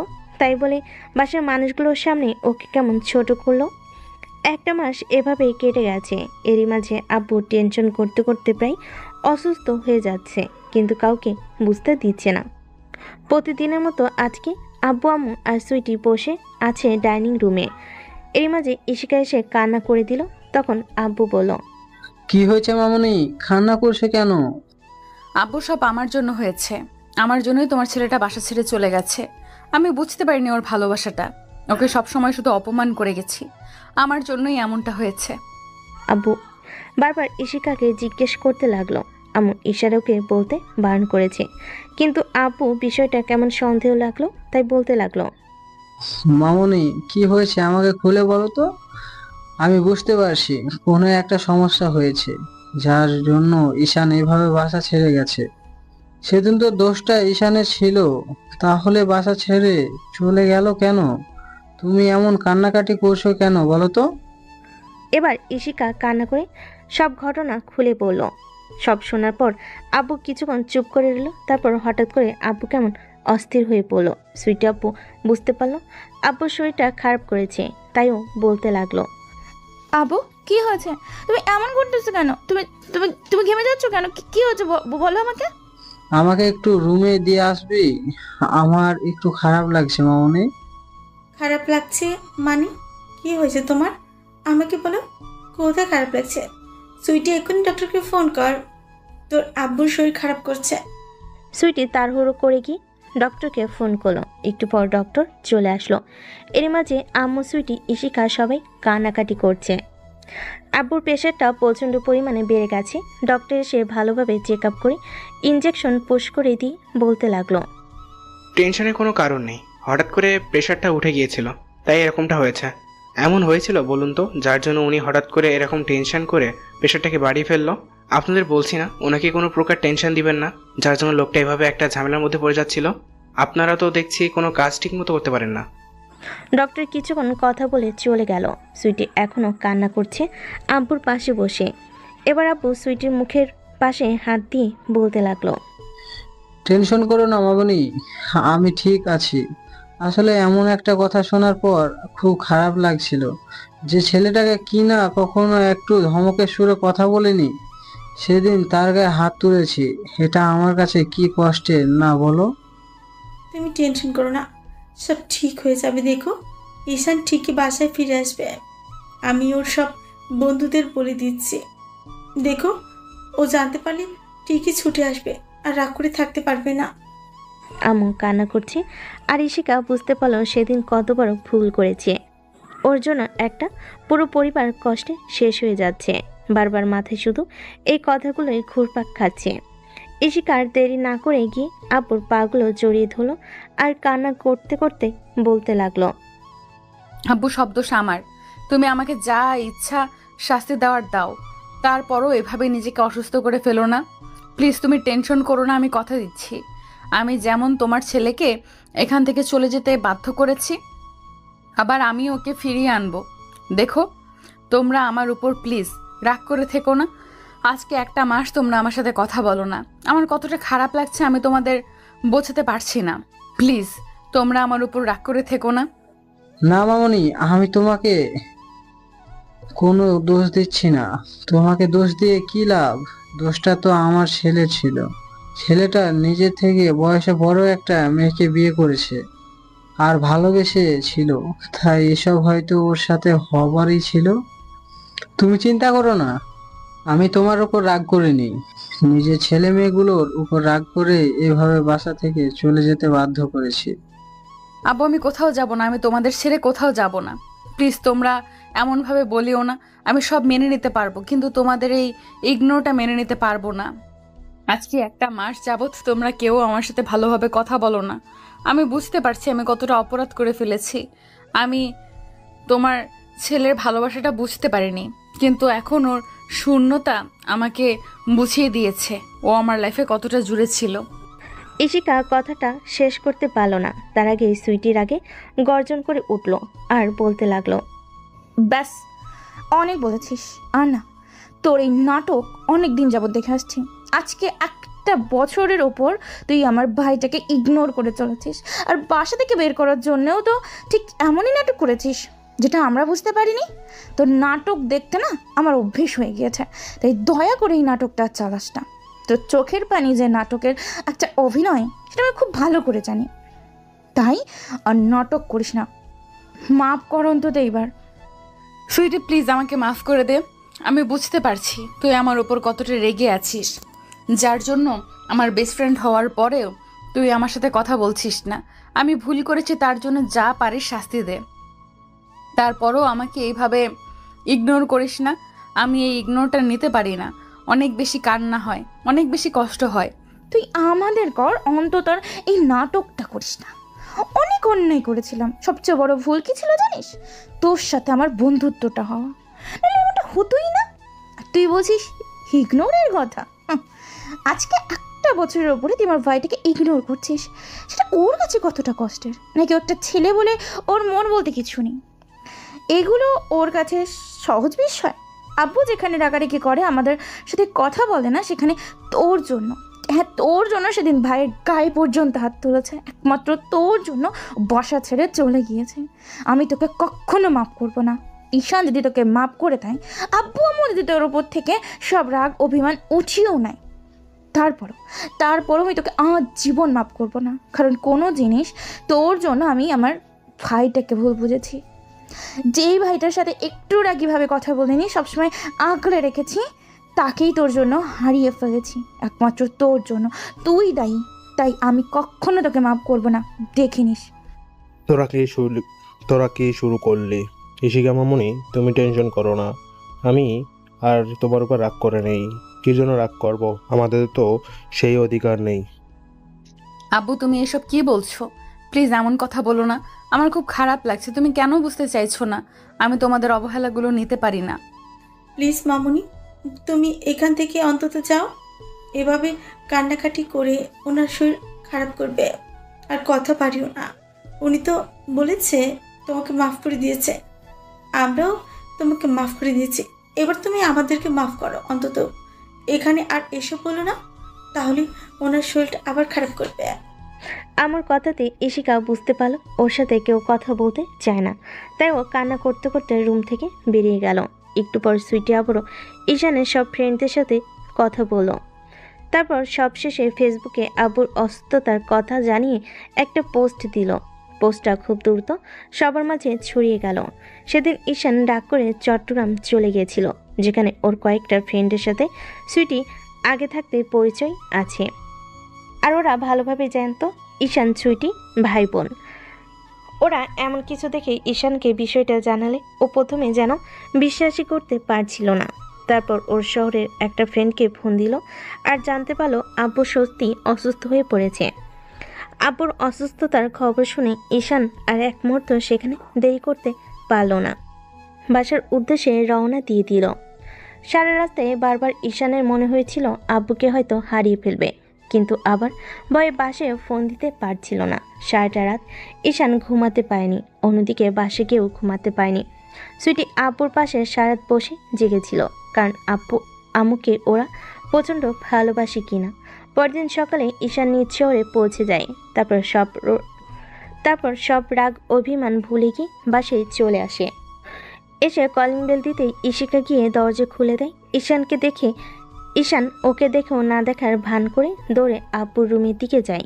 তারপর গিয়ে দেখে আব্বু আদশা হয়ে বসে আছে, আর সুইটি আব্বুর পাশে বসে আব্বুর মাথায় বিলি কেটে দিচ্ছে। এমন কিছু দেখে ঈশান দৌড়ে গিয়ে আব্বুর থেকে কিছুটা দূরে দাঁড়ালো, আর আব্বুর এমন অবস্থা দেখে কান্না করে দিল। আব্বু ওর দিকে তাকালে ঈশান আব্বুর পায়ের কাছে বসে পড়ল।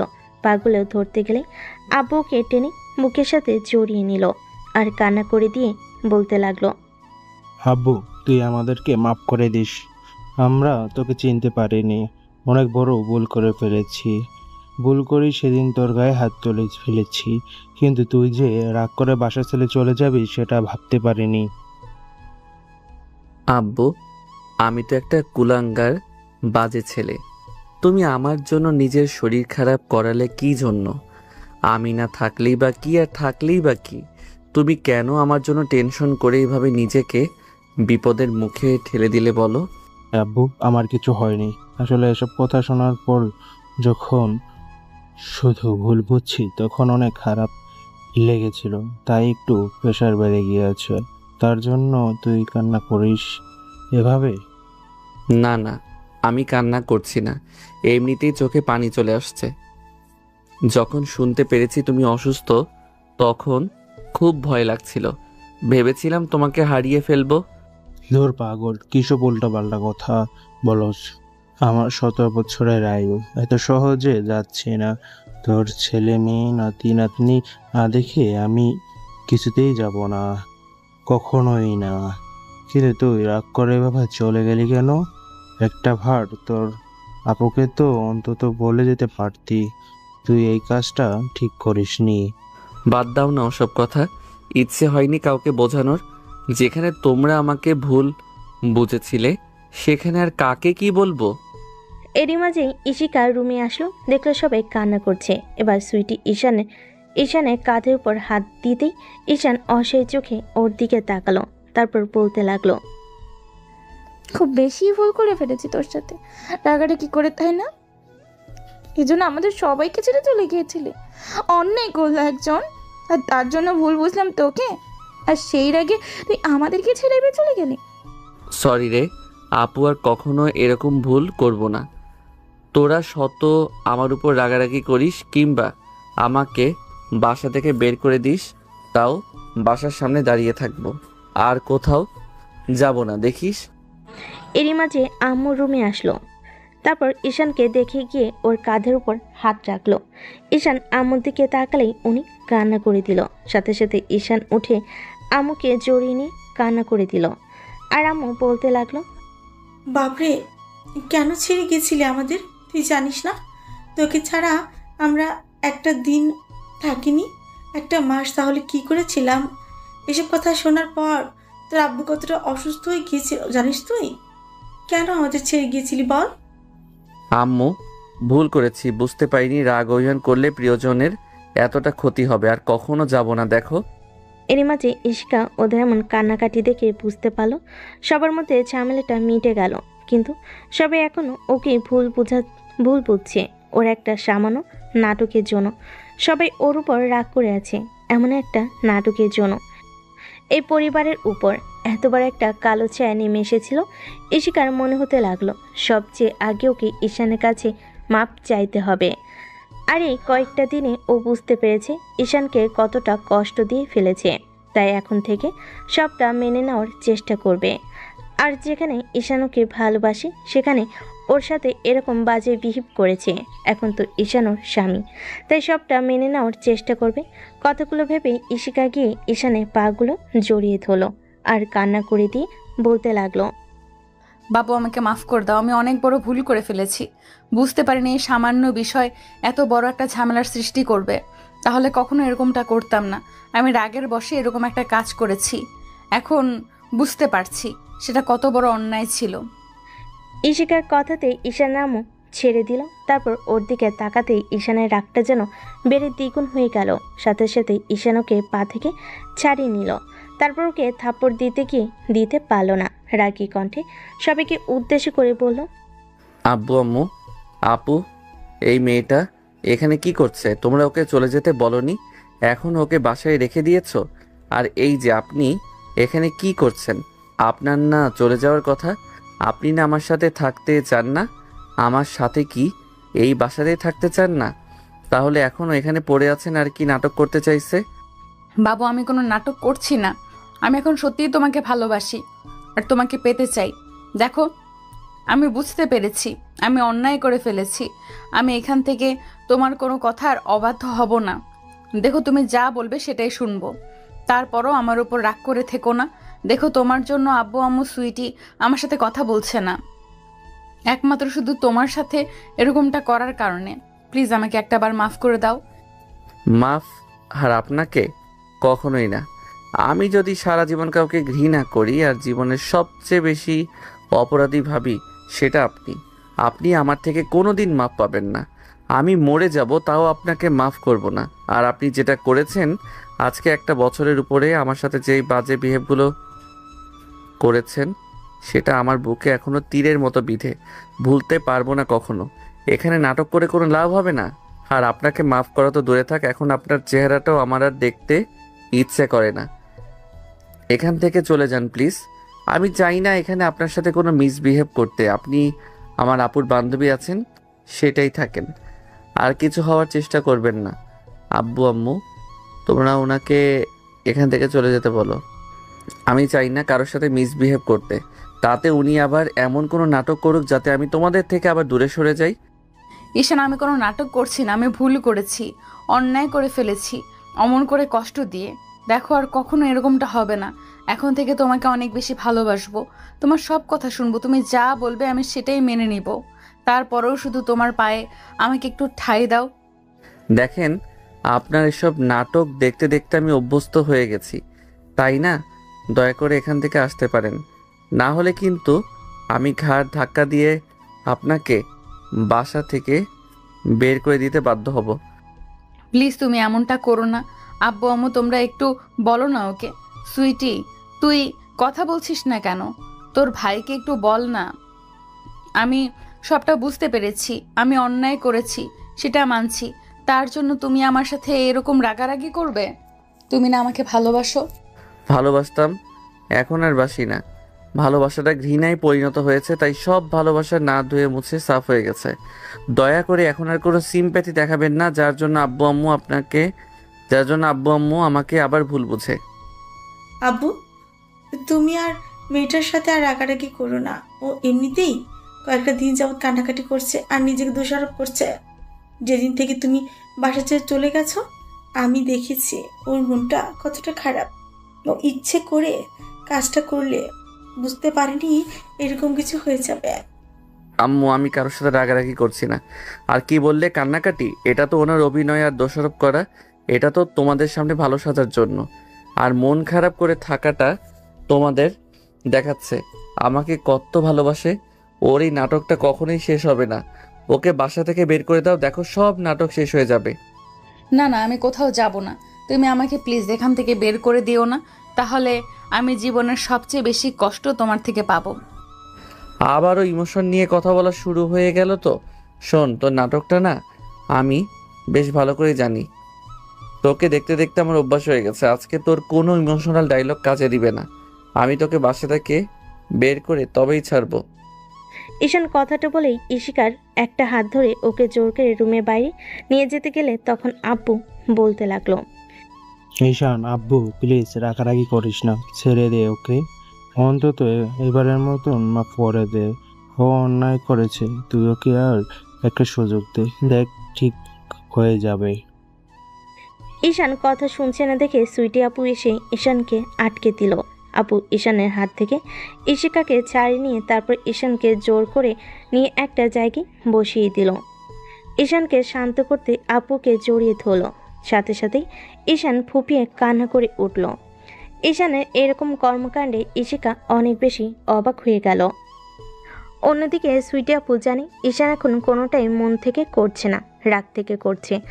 ঈশান যখন খুব বেশি রাগ করে তখন আপু ওকে এমন করে ভালোবাসে আগলে নিলে তখন ও শান্ত হয়ে যায়। এবার ঈশান আপুকে জড়িয়ে ধরে বাচ্চাদের মতো ফুপিয়ে কান্না করে দেয়। আপু ওর মাথায় হাত বোলাতে বোলাতে বলল, ভাই ভাই একটু শান্ত হ, দেখ সব ঠিক হয়ে যাবে, তুই রাগ করিস না। আমি জানি তুই রাগের বসে এমনটা বলেছিস, আর কান্না করিস না, দেখ সব ঠিক হয়ে যাবে। আমি জানি তো তুই এখনই ইশিকাকে ভালোবাসিস, কিন্তু দেখ রাগ অভিমান বলেও তো কিছু ঠিক হবে না, না উল্টো সমস্যাটা আরও বাড়বে। আর তুই না পারবি ওকে দূরে সরিয়ে দিতে, ভালো থাকতে, না পারবে ও তোর থেকে দূরে গিয়ে ভালো থাকতে। না না আব্বু, আমি আর কাউকে ভালোবাসার মতো ভুল করতে চাই না। আর ভালো থাকার কথা বলছে, তোমরা আমার পাশে থাকলেই হবে। আমি আর কাউকে চাই না। আমি অনেক বড় ভুল করেছি ভালোবাসার মতো একটা কঠিন সিদ্ধান্ত নিয়ে, যেটা কাউকে বোঝাতে পারিনি। আমি চাই না আর কাউকে আমার লাইফে তোমরা থাকলেই হবে। তোমরা ব্যতীত আমার লাইফের আজকে থেকে আর কেউ থাকবে না। আমি সিদ্ধান্ত নিয়ে ফেলেছি। উনি তো নাটক করছে, উনি আমাকে ভালোবাসে না, উনি তো বাসায় চলে যেতে চায়, তাই চলে যেতে পারে। আপনি চলে যান, ডিভোর্স চেয়েছিলেন সেটা পেয়ে যাবেন। আর ভয় পাবেন না, আমি আপনার বাসায় ভুলভাল বোঝাবো না। বলবো আপনার সাথে আমি থাকতে পারছি না। আমি আপনার যোগ্য নই। দেখবেন ওরা আপনাকে কিছু বলবে না। না না, আমি তোমাকে ছেড়ে কোথাও যাব না। আমি ভুল করেছি, তার জন্য তোমার কাছে পা ধরে ক্ষমা চাইছি। প্লিজ তুমি আমাকে এভাবে তাড়িয়ে দিও না। আমি বুঝতে পেরেছি সেদিন কত বড় অন্যায় করেছিলাম। তার জন্য যা শাস্তি দেবে আমি মাথায় পেতে নেব। তারপরেও তোমার থেকে দূরে সরিয়ে দিও না।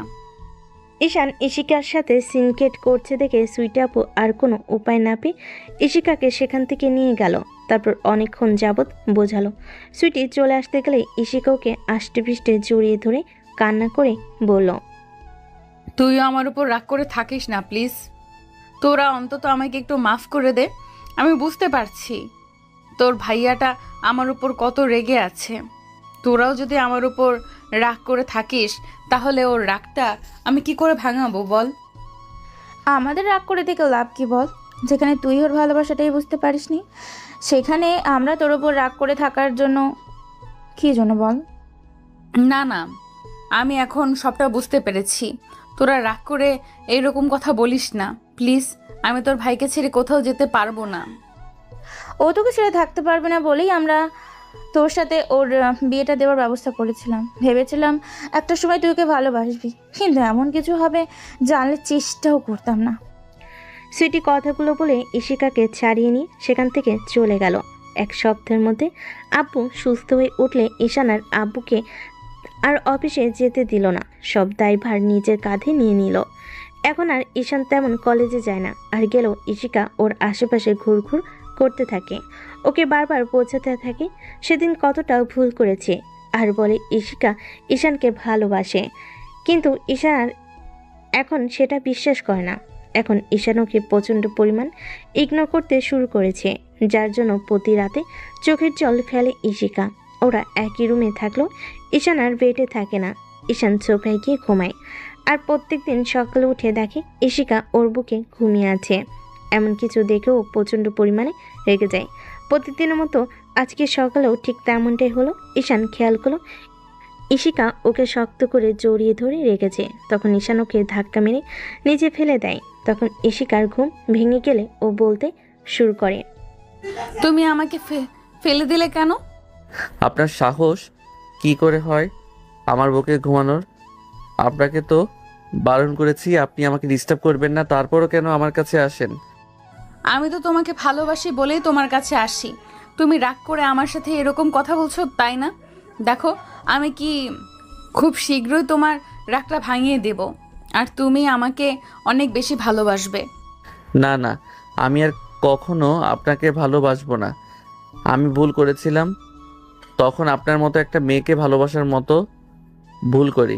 শোনেন, আপনি যদি এইভাবে আমাকে আর ডিস্টার্ব করেন না, তাহলে কিন্তু আমাকে আবারও বাসা থেকে চলে যেতে হবে। না না, তুমি এমন পাগলামি করো না প্লিজ। আমি তোমাকে ডিস্টার্ব করব না। তোমার যেদিন মনে হয় তুমি আমাকে মাফ করতে পারবে, সেদিন আমি তোমার কাছে আসব। একটা সময় বলেছিলেন না এই দিনটা কখনো আসবে না, যেদিন আপনি আমাকে ভালোবাসবেন। আজকে আমি বলছি আপনার সেই স্বপ্নটা কখনো পূরণ হবে না, কারণ আমি আপনাকে এখন প্রচণ্ড পরিমাণে ঘৃণা করি, আর কখনো ভালোই বাসবো না। ঈশান কথাটা বলে উঠে গেল। এভাবেই যাচ্ছে দিন, আর প্রত্যেক রাতে ইশিকা নিজের কাজের জন্য ঈশানকে বোঝাতে না পেরে চোখের জল ফেলে। এটাই হয়তো হবারই ছিল। ইশিকা যতই ঈশানের কাছে আসতে চায়, ঈশান ততই ইশিকাকে ইগনোর করে, যার জন্য ইশিকা সবসময় মন খারাপ করে থাকে। এরই মাঝে আব্বু আম্মুর কাছে ইশিকা অনেকবার মাপ চেয়েছে। 15 দিন আম্মু ওর ওপর রেগে থাকলেও পরে আর ওর কানাকাটিতে রাগ করে থাকতে পারেনি। এখন আব্বু আম্মু প্রায় খেয়াল করে ইশিকা আর আগের মতো কারোর সাথে কথা বলে না। সবসময় মন খারাপ করে রুমে শুয়ে বসে থাকে। ইশিকা ঈশানকে বোঝাতে না পেরে ব্যর্থ হয়ে যাচ্ছে। ও এখন বুঝতে পারছে ঈশানকে এতদিন কষ্টটা দিয়েছে, যেখানে একটা বছর বেশিও সময় ধরে ইশিকা ঈশানকে ইগনোর করে গেছে, সেখানে ঈশানের ইগনোরটা কিছুই না। ইশিকা এখন কেমন আগের মতো শান্ত হয়ে গেছে, আর এখন একদম একটা সংসারী মেয়ে হয়ে গেছে। বাসার সব কাজ এখন নিজে হাতে করে। আব্বু আম্মু ওকে কোনো কাজ করতে বারণ করলেও ইশিকা শোনে না। প্রত্যেক দিনের মতো আজকে সকালেও রান্নাটা ইশিকা নিজ হাতে করেছে। ও আম্মুর কাছে শুনে ঈশানের সব ফেভারিট খাবারগুলো নিজের হাতে রান্না করেছে। রান্না করে সবাইকে খাবার টেবিলে আসতেই ঈশিকা খাবার বেড়ে দিল। ঈশান একবার ওর দিকে তাকিয়ে আবার খেতে শুরু করে। তখন ও বলে, আম্মু আজকে খাবারটা তো দারুণ হয়েছে। খাবার তো দারুণই হবে, কারণ আজকে তোমার বউ রান্না করেছে যে। বউ কথাটা শোনার সাথে সাথে ঈশানের মুখটা কালো হয়ে গেল। সাথে সাথেই ও ঈশিকার দিকে তাকাতে খেয়াল করলো ওর লজ্জামাখা মুখটা নিচু করে আছে। এমন কিছু শুনে ঈশান খাবারটা রেখে উঠে চলে যেতে গেলে তখন সুইটি বলতে লাগলো, খাবার রেখে যাস না প্লিজ। ঈশিকা রান্না করেছে বলে তুই কি খেতেও পারবি না? প্লিজ এরকম করিস না প্লিজ ভাই, খেয়ে যা। খাবার ইচ্ছেটাই আমার মরে গেছে। ঈশান বলেই বাসা ছেড়ে বেরিয়ে গেল আর ঈশিকা কান্না করতে করতে রুমে চলে গেল। আব্বু আম্মু বুঝতে পারে ঈশান ঈশিকার উপর কতটা রাগ করে আছে। এভাবে আরও কয়েকটা মাস কেটে গেল, কিন্তু এর মাঝে ঈশান আর একটাবারের জন্য নিজে থেকে ঈশিকার কাছে আসেনি। ওকে ভালোবাসে সেটাও প্রকাশ করেনি। এখন যেন ঈশান ঈশিকাকে দূরে রাখতে পারলেই বাঁচে। মাঝে মাঝে বিষয়টা ভেবে ঈশানের খারাপ লাগলো, ভেবে নিয়েছে এটাই হয়তো হবার ছিল। আর মানুষকে বেশি ভালোবাসতে নেই, আর সেটা প্রকাশ করতেও নেই। বেশি ভালোবাসলে যেমন কষ্ট পেতে হয়, তেমনি প্রকাশ করেছিল বলেই এমনভাবে কষ্ট পেতে হয়েছিল। ঈশিকা যতবারই ঈশানের সাথে কথা বলার চেষ্টা করে, ঈশান ততবারই ওকে দূরে সরিয়ে দেয়। তাই ঈশিকার এখন প্রচণ্ড টেনশনে আছে, কারণ কয়েকদিন যাবৎ ওর শরীরটা বেশ ভালো যাচ্ছে না। তাই সবসময় কেমন রুমে শুয়ে বসে থাকে। আম্মু বারবার জিজ্ঞেস করেছে ওর শরীর খারাপ কিনা। প্রতিদিনের মতো ঈশান অফিস থেকে ফিরে এসে খেয়াল করে ঈশিকা সন্ধ্যা থেকে শুয়ে আছে। ঈশান একবার ওর দিকে তাকায়, ভাবে জিজ্ঞেস করবে কিনা। তারপর জিজ্ঞেস না করে ওয়াশরুমে চলে যায়। ঈশিকা ঈশানের এরকম ইগনোরটা আর নিতে পারছে না, তাই বারবার চোখের জল মুছতে লাগলো। ঈশান ফ্রেশ হয়ে খাবার টেবিলে যেতেই আম্মুকে জিজ্ঞেস করলো, কি হলো আব্বু, ঈশিকা কোথায়? দেখো গিয়ে রুমে শুয়ে আছে। এভাবে কথা বলছো কেন? মেয়েটা হয়তো একটু ভুল করেছে, তার জন্য তুমি তার উপর এতটা রাগ করে থাকবে? 2টা মাস তো ওর উপর রাগ দেখালে, এখনো রাগ করে থাকবে? আব্বু, আমি বলি কি, তুমি ওকে মাফ করে দাও আর এখন মেনে নাও। এখন তো মেয়েটা তোমাকে ভালোবাসে, আর বুঝতে পারছো ও কতটা কষ্ট পাচ্ছে, যার জন্য এখন আমাদের সাথেও আর কথা বলে না, কেমন চুপচাপ হয়ে গেছে। সেই মেয়েটা এত চঞ্চল ছিল, সেই মেয়েটাই কিনা এখন একটু কথা বলে না, কি যেন একটা সারাদিন চিন্তা করে। হয়তো ভাবে তুমি কখনো ওকে বাসায় রেখে আসবে। দেখ ভাই, যেটা হবার সেটা হবেই। তুই আর এখন ওর উপর রাগ করে থাকিস না। তোর চলে যাওয়াতে আমরা কি ওর ওপর কম রাগ করেছিলাম? তারপরও তো আমরা ওকে মাফ করে দিয়েছি, আর তুই তো সেখানে ওকে ভালোবাসিস, তাহলে কেন ওকে মাফ করতে পারবি না বল? সেদিন আব্বু আম্মু সুইটি ঈশানকে অনেক বোঝালো। রাতে সুইটি ঈশিকাকে নিজ হাতে খাইয়ে দিয়ে আসলো, কিন্তু ঈশিকা একটু কথা বলল না। কয়েকদিন পরে ঘটনা, দুপুর টাইমে ঈশিকা ঈশানকে ফোন দিয়ে বাসে লাঞ্চ করতে আসতে বললে তখন প্রচণ্ড পরিমাণে রেগে যায় আর বেশি সিনক্রেট করে বলে, এই তোকে বলেছি না তুই আমাকে কল করে ডিস্টার্ব করবি না, তারপরও কেন বারবার ডিস্টার্ব করিস? তুই বুঝিস না তোকে আবার এখন বিরক্ত লাগে? আগে জানতাম না তো এতটা বিরক্তের কারণ হয়ে গেছি।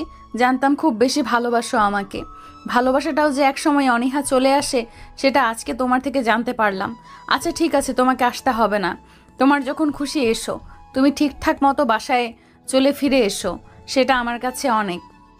ঈশিকা কথাটা বলে ফোনটা রাখে, তারপর ডাইনিং রুমে আসে। আব্বু আম্মু আর সুইটি বসে আছে ওদের জন্য। ঈশিকা সবাইকে খাবার বেড়ে দিয়ে দাঁড়িয়ে রইল। তখন আম্মু বলতে লাগলো, মামুনি কি হলো, তুমি বসো।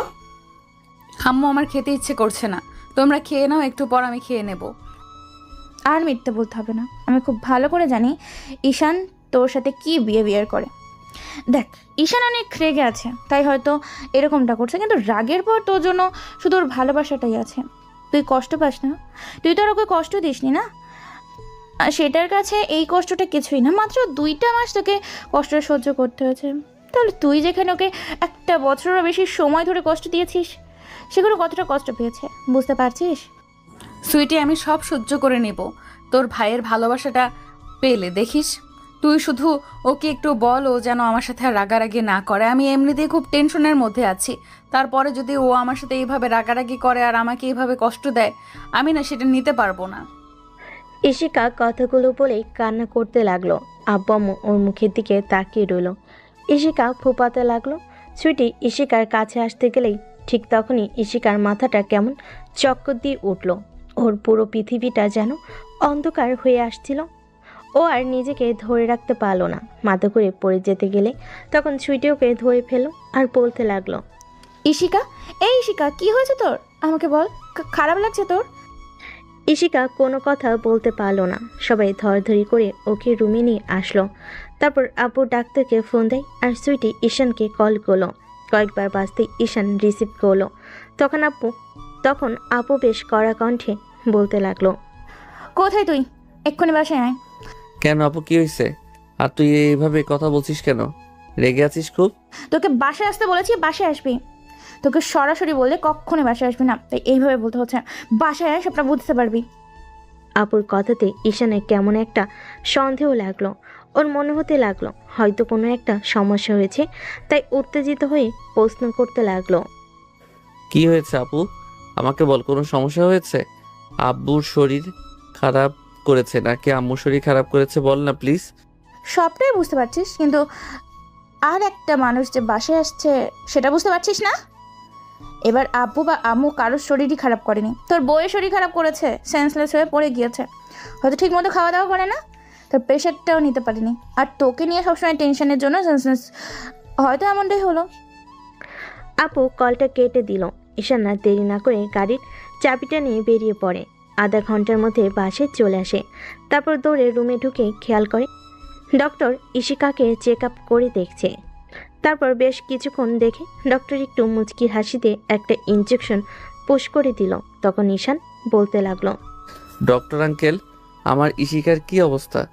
ও ঠিক হয়ে যাবে তো? ওর কিছু হবে না তো? এতই যখন ভালোবাসো তাহলে এরকম টেনশনের মধ্যে রাখাও কেন মেয়েটাকে? ডক্টরের কথায় ঈশান আব্বু আর সুইটির মুখের দিকে তাকালো। বুঝতে পারল ওরা সবটাই ডাক্তার আঙ্কেলকে বলে দিয়েছে। আর ডক্টরটা ওদের পারিবারিক বলা চলে, সমস্যা হলে ওনাকে ডাকা হয়, তাই লোকটা ওদের সম্পর্কে বেশ ভালোভাবে জানে। ঈশান চুপ করে আছে দেখে ডক্টর বলতে লাগলো, ডোন্ট ওয়ারি, আমি ইনজেকশন পুশ করে দিয়েছি, কিছুক্ষণের মধ্যে জ্ঞান ফিরে আসবে। আর শোনো, একটা খুশির খবর আছে, কিন্তু এটা তোমাদের কাছে খুশি কিনা আমি জানি না। ডক্টর, কি হয়েছে সেটা তো বলবেন। আপনাদের ঘরে নতুন মেহমান আসছে, আপনাদের বৌমা প্রেগনেন্ট। ঈশান, সবাইকে মিষ্টি খাওয়াও। দেখো, তোমার বউ কনসিভ করেছে, তুমি খুব শীঘ্রই বাবা হবে। ডক্টরের কথা শোনার সাথে সাথে ঈশানের চোখে পানি টলমল পড়তে লাগলো। তারপর চোখের পলক ফেলতেই দুফোঁটা অশ্রু চোখের কোণ বেয়ে গড়িয়ে পড়ল। আলহামদুলিল্লাহ, কি খবরটাই না শোনালেন ডক্টর তুমি। আফজাল সাহেব, আমি তাহলে এখন আসি, আর মেয়েটার খেয়াল রাখবেন। এরপর থেকে আর কোনো কাজ করতে দেবেন না ওকে। আর ঈশান, তুমি এখন থেকে ওর উপরে রাগারাগি করাটা একটু কম করবে। দেখো, সংসারে একটু একটু ঝামেলা হতেই পারে, তাই নিয়ে এভাবে মনোমালিন্য করে চললে নিজেদের শরীরের ক্ষতি হবে। এখন থেকে মেয়েটাকে আর কষ্ট দিও না, দেখে রেখো। কথাটা বলেই ডক্টর ঈশানের কাঁধের উপর হাত রেখে চলে গেল। সাথে সাথে ও কান্না করে দিল। আব্বু আম্মু এসে ওকে অনেক বোঝাতে লাগলো। তখন ঈশান বলল, আব্বু আম্মু, আপু, আমি আর ওকে একটু কষ্ট দিব না। এখন থেকে সব সময় পাগড়িটাকে বুকে আগলে রাখবো। ঈশান ইশিকার পাশে বসলো। তারপর ওর একটা হাত দুই হাতের মুঠোয় নিয়ে বারবার চুমু দিতে লাগলো। ইশিকার মুখটা আজকে প্রচণ্ড মায়াবী লাগছে, কেমন বোঝা যাচ্ছে চোখ মুখগুলো কেমন বসে গেছে, হয়তো কান্না করে আর অনেক টেনশন করে। আধা ঘন্টা পর ইশিকার জ্ঞান ফিরে আসে। চোখ খুলে ঈশানকে সামনে দেখি ও অনেকটা ভয় পেয়ে যায়। তারপর তাড়াহুড়ো করে উঠে বসে আর বলতে শুরু করে, তুমি আমার উপর রাগ করো না প্লিজ। আমি এমনটা করতে চাইনি, আসলে মাথাটা ঘুরে গেছিল। দেখো, আমি কোনো নাটক করছি না, প্লিজ তুমি আমার উপর রাগ করো না। ইশিকার কথাতেই ঈশান কান্না করে দেয়। তারপর ওকে বুকের সাথে শক্ত করে চেপে ধরলো। তখন সুইটি ইশারায় ওকে শান্ত হতে বলে। ইশিকার ভয়টা কেটে গেল আরও কেমন যেন শান্ত হয়ে গেল। ইশিকার ভয়টা আরও দূর করতে সুইটি বলতে লাগলো, তুই কনসেপ্ট করেছিস, খুব শীঘ্রই আমাদের বাসায় নতুন মেহমান আসছে। তুই টেনশন করিস না, ঈশান তোর উপর রাগ করেনি। ইশিকা নিজের কানকেও বিশ্বাস করতে পারছিল না। আবার পরক্ষণেই মনে হতে লাগলো কিছুদিন ধরেই ওর শরীরে কিছু পরিবর্তন লক্ষ্য করছিল। তার উপর গত মাসে ওর পিরিয়ড মিস হয়ে গেছে, তাই ও প্রায় কনফার্ম হয়ে গেছিল যে হয়তো তাতেই কনসিভ করবে, আর আজকে সেটাই হয়েছে। ইশিকা এমন কিছু যেন বিশ্বাস করতে পারছিল না, তাই চুপচাপ হয়ে আছে। এবার ঈশান বলতে লাগলো, পাগলি, আমি আর তোমার উপর রাগ করে নেই, প্লিজ তুমি ভয় পেও না। দেখো, এখন থেকে একটু কষ্ট দিবে না। তুমি আমাকে এতদিন কষ্ট দিয়েছিলে বলেই তো আমার খুব রাগ হয়েছিল। তারপর আবার ওরকম একটা নাটক করে আমাকে বাসা থেকে চলে যেতে বাধ্য করেছিলে, তাই খুব রাগ করেছিলাম। কিন্তু দেখো, আমি সব ভুলে গিয়েছি। যখন শুনেছি তুমি আমাকে এরকম একটা খুশির খবর দিয়েছো, আমার সব রাগ অভিমান ধুয়ে মুছে গেছে। এখন থেকে সব সময় তোমাকে ভালোবাসবো। দেখো, একটু কষ্ট দিব না। ঈশান কান্না করছে, তাই আব্বু আম্মু ওদের বেশ কিছুক্ষণ বোঝালো। তারপর ইশিকা ঈশানকে আলতো করে জড়িয়ে ধরলো আর বলতে লাগলো, তুমি খুশি হওনি? তুমি তো আব্বু হবে, আমি আম্মু হব, তাহলে তুমি খুশি হওনি? ইশিকার কথাতেই ঈশান ওকে বুকের সাথে আরো শক্ত করে চেপে ধরলো আর বলল, পাগলি, আমি অনেক খুশি হয়েছি, অনেক বেশি খুশি হয়েছি, যেটা তোমাকে বলে বোঝাতে পারবো না। আমি সব ভুলে গেছি যখন জানতে পেরেছি তুমি কনসিভ করেছো। আমি আর কোনো রাগ করি নেই, ভয় পেও না পাগলি। ভয় তো তখনই পেয়ে গিয়েছিলাম, সেদিন যখন বলেছিলে তুমি আমাকে বাসায় রেখে আসবে। তুমি আর এরকম কথা কখনো বলবে না তো? না না, কলিজা, আর কখনো বলবো না। এখন থেকে অনেক ভালোবাসবো, বললাম তো। ওদের কথাতে সুইটি আপু বুঝতে পারলো এখন ওদের একা ছাড়া উচিত, তাই আব্বু আম্মুকে ইশারা করলো। সবাই রুম থেকে বেরিয়ে গেল। ঈশান ইশিকাকে ছাড়িয়ে নিয়ে ওর সারা মুখে কিস করতে লাগলো। ঈশানের স্পর্শে আবেশেই ইশিকা চোখটা বন্ধ করে নিল। তারপর ঈশান থামতেই ইশিকা হঠাৎ করে ওর ঠোঁটগুলো ঈশানের ঠোঁটের সাথে লাগিয়ে দিল।